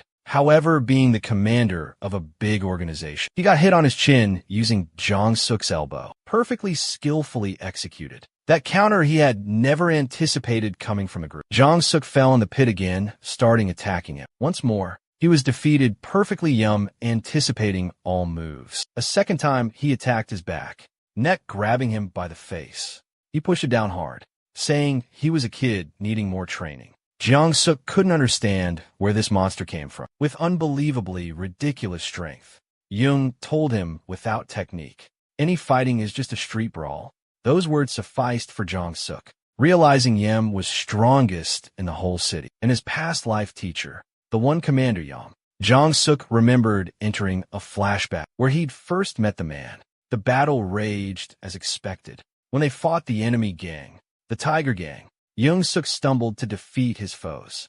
He saw the commander defeating many men, alone making others stare at him. His calm was clear when enemies attacked. He blocked delivering punches easily. Just a park walk for him. Another guy came and tried to attack him. Too late, the commander noticed his presence, blocking the attack easily with one hand. He punched powerfully on the man's face, taking him down instantly. The others saw he was like them. They shivered, fearing for the plan. They all attacked as one group. That group was like moths to a flame to commander. Jiang-suk saw those men on the floor. His actions involved no excessive movements. He fell off for first time, seeing such amazing power. The reason he begged the commander to train him, though he was low level. Every time during training, he was lying with one attack from the good commander, who told him every session that he meant attacking head-on, unthinkingly, but for Jiang-suk. He saw confirmation, whether the commander meant he attacked from the back, which a true man wouldn't do. The commander felt those words deeply. Then he kicked Jiang-suk in his chest, saying he was just a gangster. There wasn't right or wrong for him. Winning this fight was what mattered. His instructions were then that he needn't worry about the means. He should just survive in these awful times. Back to now. Yum kept asking if he really understood this thing. Jiang-suk was perplexed. He wondered how someone rises up so high at so young of an age. That guy was standing up having one leg on a chest. Jiang-suk felt like nobody could beat him in his power or fighting skills. Finally, he agreed to follow him. The commander said that he had to choose opponents wisely. From there, even though Jiang-suk seemed agreeable, he had alternative plans brewing. He stated he wasn't going to win fairly. With that, he tossed sand into the other guy's eyes, stumbling because of his own move. His opponent started rubbing his eyes, It was his opportunity, and he delivered the punch. He aimed it towards his schoolmates. But unsurprisingly, that attack was unsuccessful. His punch was caught. The commander commended his tactic, a surprise attack, but it would not be effective on him. The punch was inches away from Jong-suk. He understood that he really messed up big. Elsewhere, Sim-jae went walking to treat herself. She appeared slightly sad and quite worried. She began to question that feeling. She considered Young-suk's current condition, if it would be good. When he opened his eyes, he heard that he took 4 guys down. The man was awake. He saw his commander, the man behind him, looking at him constantly. The group's leader was wondering what his commander did. But for the commander, he taught him a lesson. He thought about where he was. The leader approached him closely, asking about his identity, praising him for taking down many students. He introduced himself immediately. Jong-suk, anyway, could not forget him. He was the gang's boss. If he's present there, that man was going to the Sampo Center. Gang, even their leader. He admired our protagonist's beautiful home. He'd been wanting to meet him. From the start, he wanted him at the wedding. He was prepared to do anything there. Jeong-suk was extremely angry again. He hated the leader's flattering words. It seemed he would punch him, right in the man's face. Without hesitation, the dream ended. He wished he could do that if untied. The man pointed out he was there, when he was not famous yet, considering the current situation. He recalled what he had been doing, battling gangsters and school bullies, and defeating them all quickly. That was why he gained attention. Since his second birth began, he tried to be a good guy, but circumstances made it impossible. He faced the other hand. The commander was watching the man. He knew something was not right. First, he displayed no fear, being called by a gang member. Second were his words spoken in battle. He couldn't shake this weird feeling. He wasn't a regular high schooler. Suddenly, for sure, Jong-suk began laughing, making 2 guys standing before him. Confused when the leader asks, Jong-suk mocked him. He was famous recently, standing before the gang's boss. They feared a school kid, tied him to the headquarters chairs. The leader and commander saw things. The leader grew excited even more. Called a brat. A spirited person is going to do something soon. Definitely, to emphasize more. He pulled his hair, seeking some fear in his eyes. Jong-suk is so stubborn. He asked him to do that when untied. After thinking, the leader said he would untie him. The commander tried telling the man that the kid was planning something bad. It's not simple like it looks. The leader didn't like the subordinate intervening in his command and looking. That's what Jong-suk expected all along. The leader was an emotional guy. The commander was very practical. Right then, he planned what to do when his hands were free. The plan for survival was to grab the leader, using him as bait, leaving headquarters alive. It's temporary, as something's already decided. They plan to follow him forever. But for now, a temporary solution was okay. The process was ongoing. Both heard something inside headquarters. A man entered and told them the Tiger Gang was there. Before he could finish, he was kicked powerfully from behind that door. All arrived, it was a Tiger Skull Gang leader. Jang Tsung Jeong-suk was shocked by him. And then, the Sampo Gang leader asked about starting a war. Jang Tsung responded by asking if gangs were preying on children now. Those words irritated subordinates, standing behind their leader. Everyone waited for the leader there. He allowed Tiger Gang members to take the kid. They needed reassurance then. And that man again said he was letting them take the kid, do whatever they wanted. It wasn't going to be a breeze in this man's mind. Finally and successfully, Jong-suk's hands became untied. The top member asked Jong-suk to go out. The leader initially didn't resist, but then asked Jong-suk meet somewhere better. Jong-suk refused. He never wanted another meet. Whatever may happen, but unexpected that Great Jong-sung would come to save a kid. That was he was taking that bastard down. Things were interesting for the commander. Still thinking the identity of the man. He surely wasn't a high school student. They exited from the headquarters. Jong-suk wondered why those guys there, how they'd found him earlier. Jong told him just follow and not speak. However, Jong-suk disliked and shook his shoulder. He's demanding an explanation. It seemed he was friendly. Suddenly a hand came from the right, grabbing him, pushing him to the wall, asking if he knew what he was doing, whose head he was putting on. That guy was furious. Even though they went through trouble, Young-suk was playing Almighty God. Jiangxia continued to barter, considering killing him. Zhang was the only mediator. He told them to please stop. Neither one was listening. The guy apologized for the actions. Sir Zhang then said both groups, Sampo and the Tiger Skull, were big rivals fighting for control. From the start, the fights were intense. They heard reports Sampo gang was up to something big. As a lieutenant, he was patrolling that day. Suddenly, he encountered some guy with big chin. Those words made Jong Suk remember the sickle guy. That was Junsu, his subordinate. He was concerned and inquired about his buddy's health. The big chin man told him that his friend was already taken to the hospital and was well taken care of. The man introduced himself respectfully, even after being seriously hurt. Bin Jiang told Young Suk, follow me. They needed to leave the turf. However, Young Suk spoke differently. Then he asked why go to a gangster's headquarters. They were all the same. Leaving the place, Young Suk said. He told them to stop the friendly act. He wanted to avoid the gang members. Others got pissed off. Zhang understood and told him stop, let him go. Heading to his place, Jiang Suk was thinking to himself, recalling the Sampo gang leader's words. That guy planned to meet soon, under some new circumstances. Pondering those words constantly, he wondered what to do now. He was deeply conflicted inside, knowing it was the angel's doing. The angel pushed him. The scene changed. Jong Suk's dad was home, wondering whether his son was there. His shoulders ached already. He then noticed Jong Suk's room light. He heard a noise. He wondered if a burglar was inside. His assumptions vanished entering the room, finding his son playing a mess, gathering stuff in a box. So he asked what was going on. Jong Suk looked up. Then he told him they were leaving the city. That was the reason. They needed to gather everything from the house. Father wanted more information. So seeing Jong Suk's face, covered in bruises, slightly reddish, he asked concerned if he had been beaten up. The practical father inquired the man why he was saying they must leave. Another question is if they had money to relocate. Jong Suk did not care the Sampo gang was chasing them. His father was unaware of that.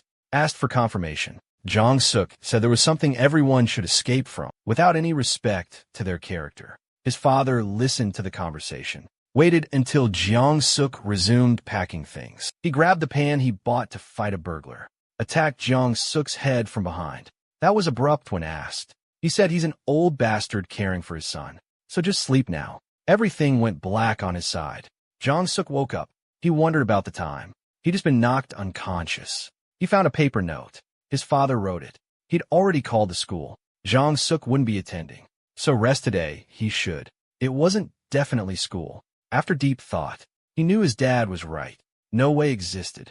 They could leave and live elsewhere. Without money, he wanted to leave. He couldn't think. They were confused about their duties. If they chose to stay, staying was very dangerous. His thoughts got interrupted by a door knock. Somebody requested his presence. Young Suk was furious ready. He was winning the fight. He then grabbed a baseball bat, ready to repeat the mistake, knock him down. Even if this was his second birth, or maybe second chance, he would never join again that group. The other man hadn't opened it yet. Young Suk gritted his teeth hard. He had waited for the man to come in, ready for a home run, like a baseball from nowhere by the Sampo gang. Knowing the key's location, he started searching flasks. Jong Suk finished. The man was aware of something serious. The man finally opened the door then. Jong Suk immediately attacked him, calling that guy a delinquent bastard. He aimed for the guy's body, but somehow the man dodged and told him stop, showing something weird on his face. The tension eases. The man was from the police department. Young Sung asked him go police station for a conversation. Both Young Suk and Yun Zhong were shocked hearing those words from detective. It turned out that she was hiding behind the Young Suk's house wall, wondering what he really just did that moment. She came to help him now. The scene shifted the police station, where Jong Suk was uncomfortable in that environment. Even looking that cage, he felt disturbance there. The detective was his usual self, calling Jong Suk little puppy, then telling him it was his old father. Somebody told the police station that the Sampa gang was chasing him. This wasn't something his father should have involved himself with. Young Suk hated the detective's actions, calling those actions unnecessary. However, after some good man thinking it over, he knew this was his life's first time that his father had taken matters seriously. He spoke seriously. The detective asked, lacking any proof, what was happening with that organization chasing him truly. Young Suk shrugged that question off. Another detective walked in just then, bringing a delinquent seated near Young Suk. He appeared stubborn. He saw the idle man in the chair. He bonked the man's head, mocking him, asking a teenager what he was doing here. He thinks this man will be super ugly later. The redhead rose from his chair suddenly. He attacked the man, a fist to the nose, knocking him down. The sudden attack was so fierce, even detectives nearby were stunned by the blow. Jeong Suk was angry. The guy on the floor asked how he dared punch someone at a station. Looking at him, he didn't care where it was police station home. The redhead tried to attack again, but Young Sung stopped that, telling him to control himself. Here, at the police station, Jeong Suk calmed down, realizing he was riled from yesterday. He lost his head. They went to the station rooftop. The man with coffee mocked Jeong Suk. He thought for a moment. Yesterday was still stuck in his mind, yet he had no time to talk. He silently began heading back from that place. Young Sung asked about Young Suk and his father complaints. However, Young Suk denied everything. He just fought some delinquents, got injuries. The reason was simple. He thought Young Sung, a policeman, could do nothing against that kind of organization. There was no need telling him. Suddenly Young Sung spoke up. First he mentioned his subordinate Junsu. He knew that redhead guy was a top member of Stroma's now. At Sample High School, he ran into the Tiger Gang in Sample 2 gang several times. His classmate was already in the hospital. The past 2 weeks, every detail was precise. Young Suk knew Young Sung already knew it all. Young Sung was there, an 18-year-old, ready to talk about pending matters. The scene cuts to the police station. Young Sung tells Jeong Suk he knew all he did. Jeong Suk frowned and asked for some proof. Young Sung kept analyzing him, thinking he wasn't a regular high schooler. With fearless eyes now, even in the police room, it was clear a high school student's strength wasn't infinite. You can't punch a guy inside a police station easily, plus furthermore, he fought the Sampo gang bravely, and a contact of the Tiger Gang's best members. Anyhow, Young Sung sensed the man was concealing something. With that in mind, he asked whether this Sampo gang was threatening him. That was spot on, making the detective get up, ready to go without any further discussion. He told the man bring water if he wants to talk. Jeong Suk knew that the man could help him. But then suddenly, a boy showed up asking, "Are you running away?" Jeong Suk was already angry at the angel, and it triggered him. He turned around, and he asked that boy knew the suffering. Suddenly, the angel appeared before him, like the first time, and said to him that he was disappointed. The angel added he was breaking his promise to fix mistakes. Protagonist was already tired of his good works. He told the man he had given his all to correct every mistake one last time. He then asked what the man expected. The angel said it was a misunderstanding. There was no way he could be perfect. He needed remembering all he experienced his second life and back in school. If he couldn't grasp the angel's intention, he was great at fighting and cussing people out. He was trying hard not to ruin his life. He was angry at those Sample gang members. The angel could even understand that. He wasn't going to discuss his own life. Receiving advice was simple. He shouldn't refuse assistance offered from anyone else, particularly from the policeman next to him. Jeong Suk was wondering what would happen cooperating with that man's memory, and he remembered meeting the detective before. The man had saved him. Jeong Suk wrote down the person's name and started recalling. He's flashing back when it rained at night. He was running from a cop. The cop following him was the same guy who had asked him to stop. As soon as he cut, he lost balance, slipped, losing a shoe in the air. The guy finally caught up when he tried to escape. The cop used experience, blocked his hands to prevent running. Jeong Suk, still his previous mode, continued cursing at the man. The man told him to be ashamed of his deceased father. He stated his father had worried about him until his very end. He had stepped into that dirty mud again, following his father's death. Before he could understand, the man knew his father. A bright light hits their faces. They have no time thinking.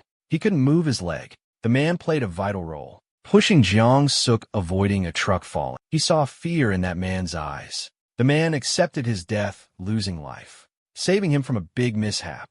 Time seemed to pass. Slowly, the policeman saw him passing out, so he asked him the reason. Now, Jeong Suk knew the policeman, who risked his life for him. The policeman was not ready now. Out of nowhere suddenly, Jeong Suk will tell everything. He was there telling everything and asking for his help. It is outside the police station. Eun-jong was walking around. At that moment, a policeman asked, "Can I help?" She said no, pissed at Jeong Suk. She's wondering about his trouble now. Inside the police station now, the policeman finished writing everything. Then he thanked Jong Suk cooperate. Jong Suk told about everyone. The reason he was chased from the angel part was left. She would be taken to a mental hospital. The policeman searched tangible evidence. Ended up much more investigating about gangs. The policeman was interested in Jong Suk as a friend of Jang Sung. Jong Suk said that's not true. The policeman pressed him to be truth and wondered what made him changed. Jong Suk remembered that incident then. The policeman had sacrificed for him. He denied it because the man apologized. He went outside, Jong screamed, starting asking questions about his arrival here. At the station, Jong Seop said she was passing, saw him getting inside there. He followed her therefore. D.I. had absolutely nothing about an explanation. The old detective rescued him, saying that he called him for help. He was called his girlfriend, consoled everything. Both were going home. Jung Suk asked if she followed him. She's blushing bright red. She was just following him. She was concerned if he was unwell. The second reason also was he had visited her home needing help. Jung Suk was also blushing red. He then turned around, wondering how he found a girl like her cute, even if she were a delinquent. The conversation turned to Simja. Jung Suk asked her whether she actually apologized for her wrongdoing. Bun Jong affirmed, and that she was a very nice girl, someone not worth worrying about. Seemingly nothing would disappear from her heart. That was the reason whenever they are together. She felt bad for what she had already done. Those made Jong Suk statements. Think about what he had done, including to his own girls, or after killing some of his friends, making one of his classmates beg. It was eye-opening, giving him a realization he was reincarnated. Whatever he has done remained. The angel clarified all flashbacks, saying his deeds won't be passed on. Anyhow, suddenly, out of nowhere, he called himself a redeemable piece of trash. Jong started calling him that too. She said it totally jokingly. He agreed very seriously though. Reaching the place, Jong Suk waved goodbye, telling her to be safe going back home. She then told him to wait up. She's hesitating a little bit. Asked if he's hungry and wanted some food. Jong Suk stood stunned, seeing the cute girl cooking inside. He could not figure out that situation. Why a delinquent was there cooking a meal? He kind of enjoyed the moment looking, comparing those friends to a puppy and cat. Then that woman stood right before him, telling him to please eat while it's warm.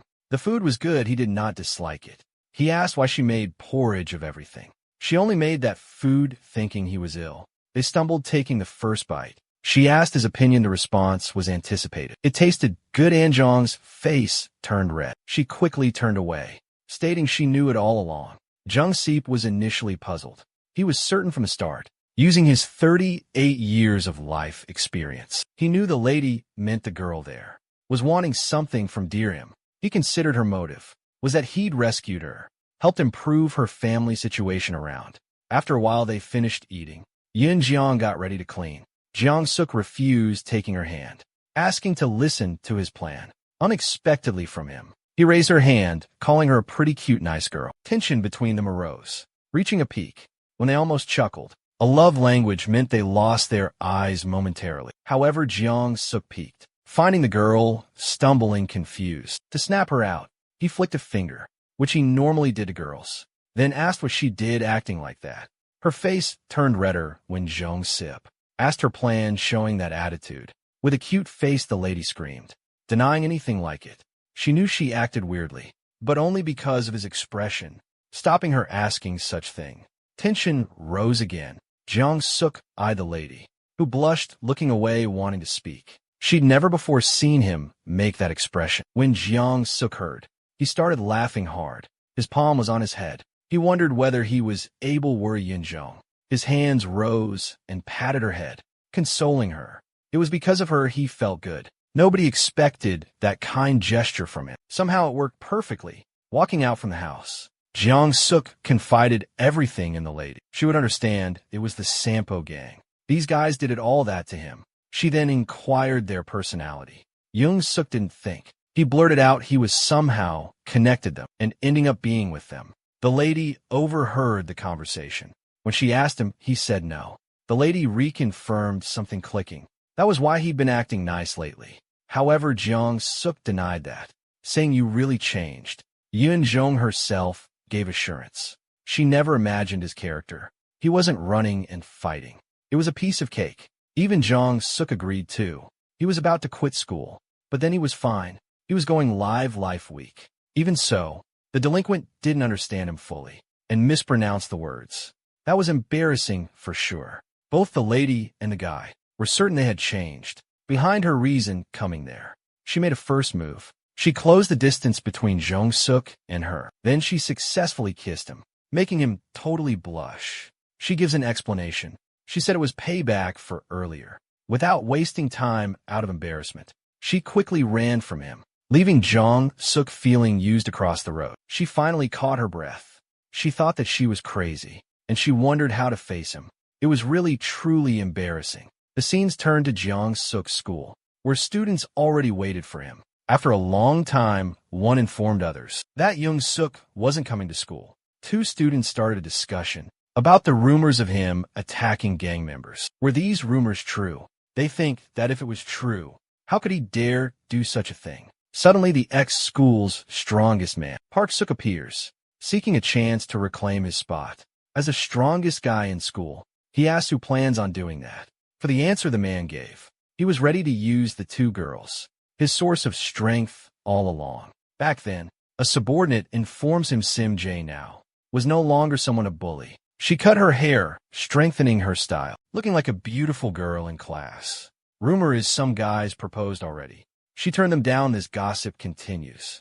The subordinate group leader dislikes that. He punches a guy in the face, saying there why people call them shit. The chat changes. They discuss the strongest. Jong-suk had defeated him. The leader didn't like that. Being the best once before, he chose to hide and not challenge him again. They discussed a plan. Baldy said they needed them both after class. His men weren't answering. The reason was simple. Suddenly someone walked up, asking would that plan work. The ex-leader turned, seeing someone dared speak. He then saw Jong-suk, tall, mocking their new plan. He thought that man should be absent today. Jung Syak said he was good now, but that didn't mean no lateness ever. To induce fear, the leader punched him, wanting to see him fall. With a scary face indeed. The ex-leader couldn't think straight.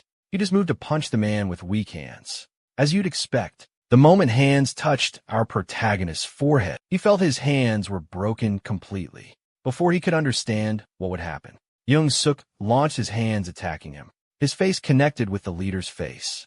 With that mighty attack, the man was down, drooling spit. After declaring one day absent, doesn't mean someone takes his title. He asked the other two guys if they were fighting him. For their leader, both started clarifying. They weren't thinking like that at all. It was the leader himself. Jong-suk then raised his hand, keeping close, sitting on the shoulders. Properly now, he wanted them back on track, until they could have the time. The strongest person never made such a gesture. However, they both agreed. The man walked inside the school. He found Sim Shao ahead. He called her kiddo, asking about her test. She was concerned about his health. After she heard Jun-soo was hospitalized because of a battle with the gang, Jong-suk saw her caring. He realized that 1 month ago, he bullied her himself. Considering her present situation, her questions assured him he had changed. His senses caught something bad looking. He found someone peeking from the corridor. He moved in that direction, asking Sim Shao to stop. He went checking something back. Sure enough, it was Jong. Believing she escaped getting caught earlier, she questioned herself why, and kissed the man's lips. The girl felt peak embarrassment. She hid her face, wondering all that happened really.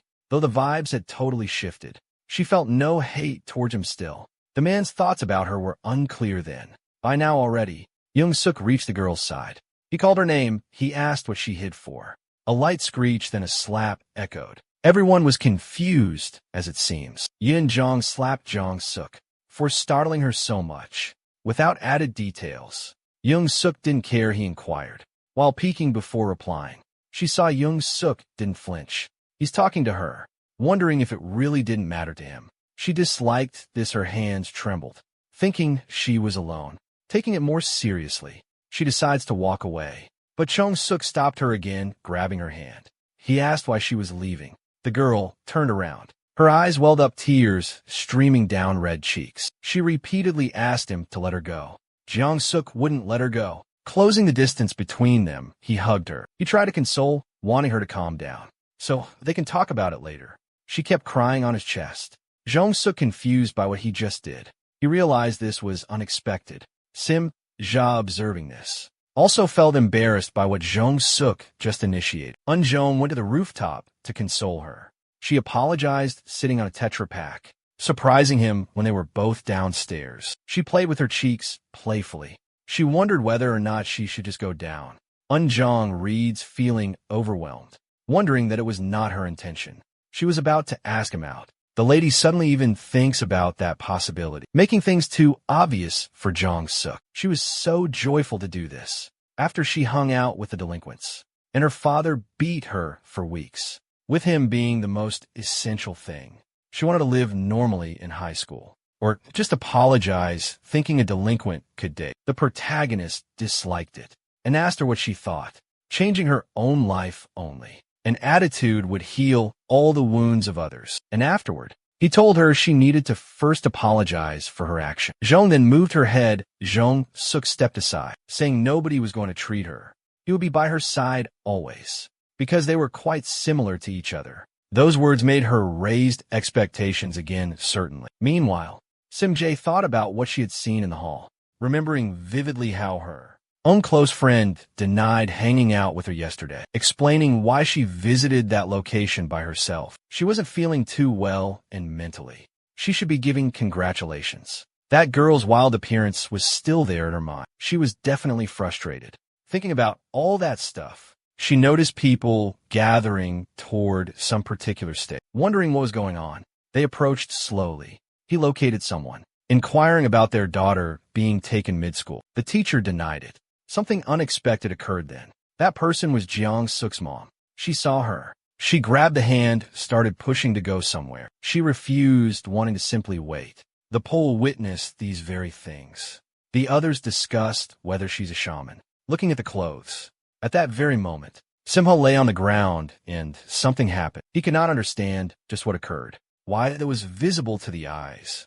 For reconfirmation's sake, he asked Jong about this very mishap. He moved ahead quickly, downstairs to find out what occurred there. Sim-jae asked that lady wait, she must get the bag. The shaman was denying that. In her view, her daughter would never ever attend school again. Hearing that, she immediately asked why. The shaman told her starting today, she would worship alongside her. But the girl disliked this. The only reason was that she hadn't contacted her all year. Suddenly, she's asked to quit school. The shaman, predictably, slapped the girl across the face, saying the only reason was her only daughter would die otherwise.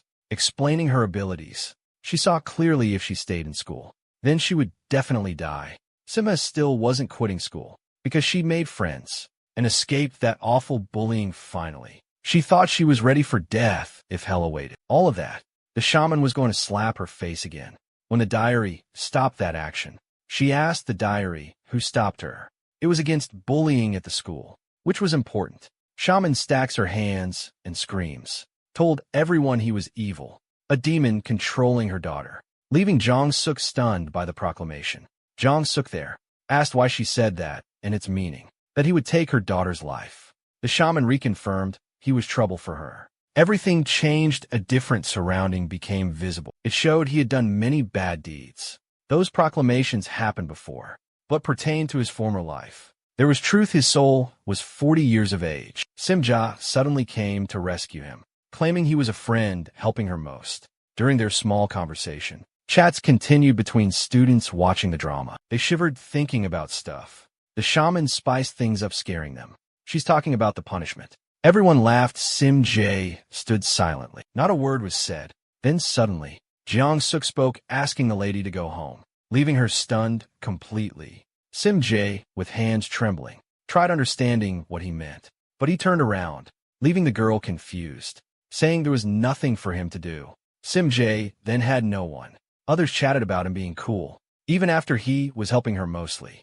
They overheard that conversation. Sim-ja even began having doubts, wondering what he'd done all this time.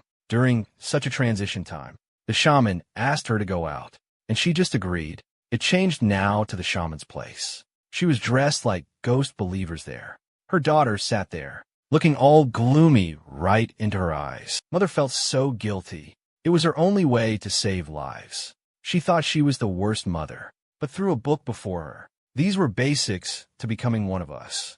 Divine two teachings from above. She wanted to explain. Though she had her mom's blood, she needed practice. It's the only way becoming like her. Simjae did absolutely not deny. She already understood why her mom acted that way, without prior contact or any information. Jumping into her life, it was. Her mother never wanted her involved in all those things. She'd known it all along then. Past few days, memories flooded back into her mind, breaking her soul completely. She cried. She thought it was going to end. She expected it, but it shouldn't happen to her like this. Being a mother, the shaman cried too, with tears just flowing like waterfalls. Then Simji tried picking up that book.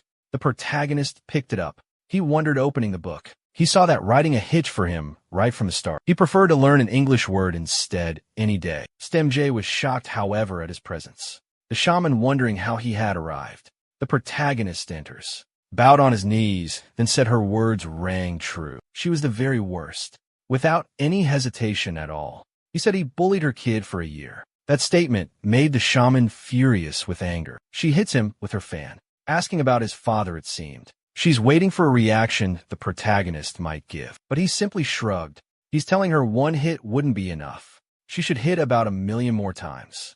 The shaman suddenly cried, asking him what he did her daughter. The protagonist ignored that expression and going instead to request Simja be sent to school until graduation. He promises to protect her with his life.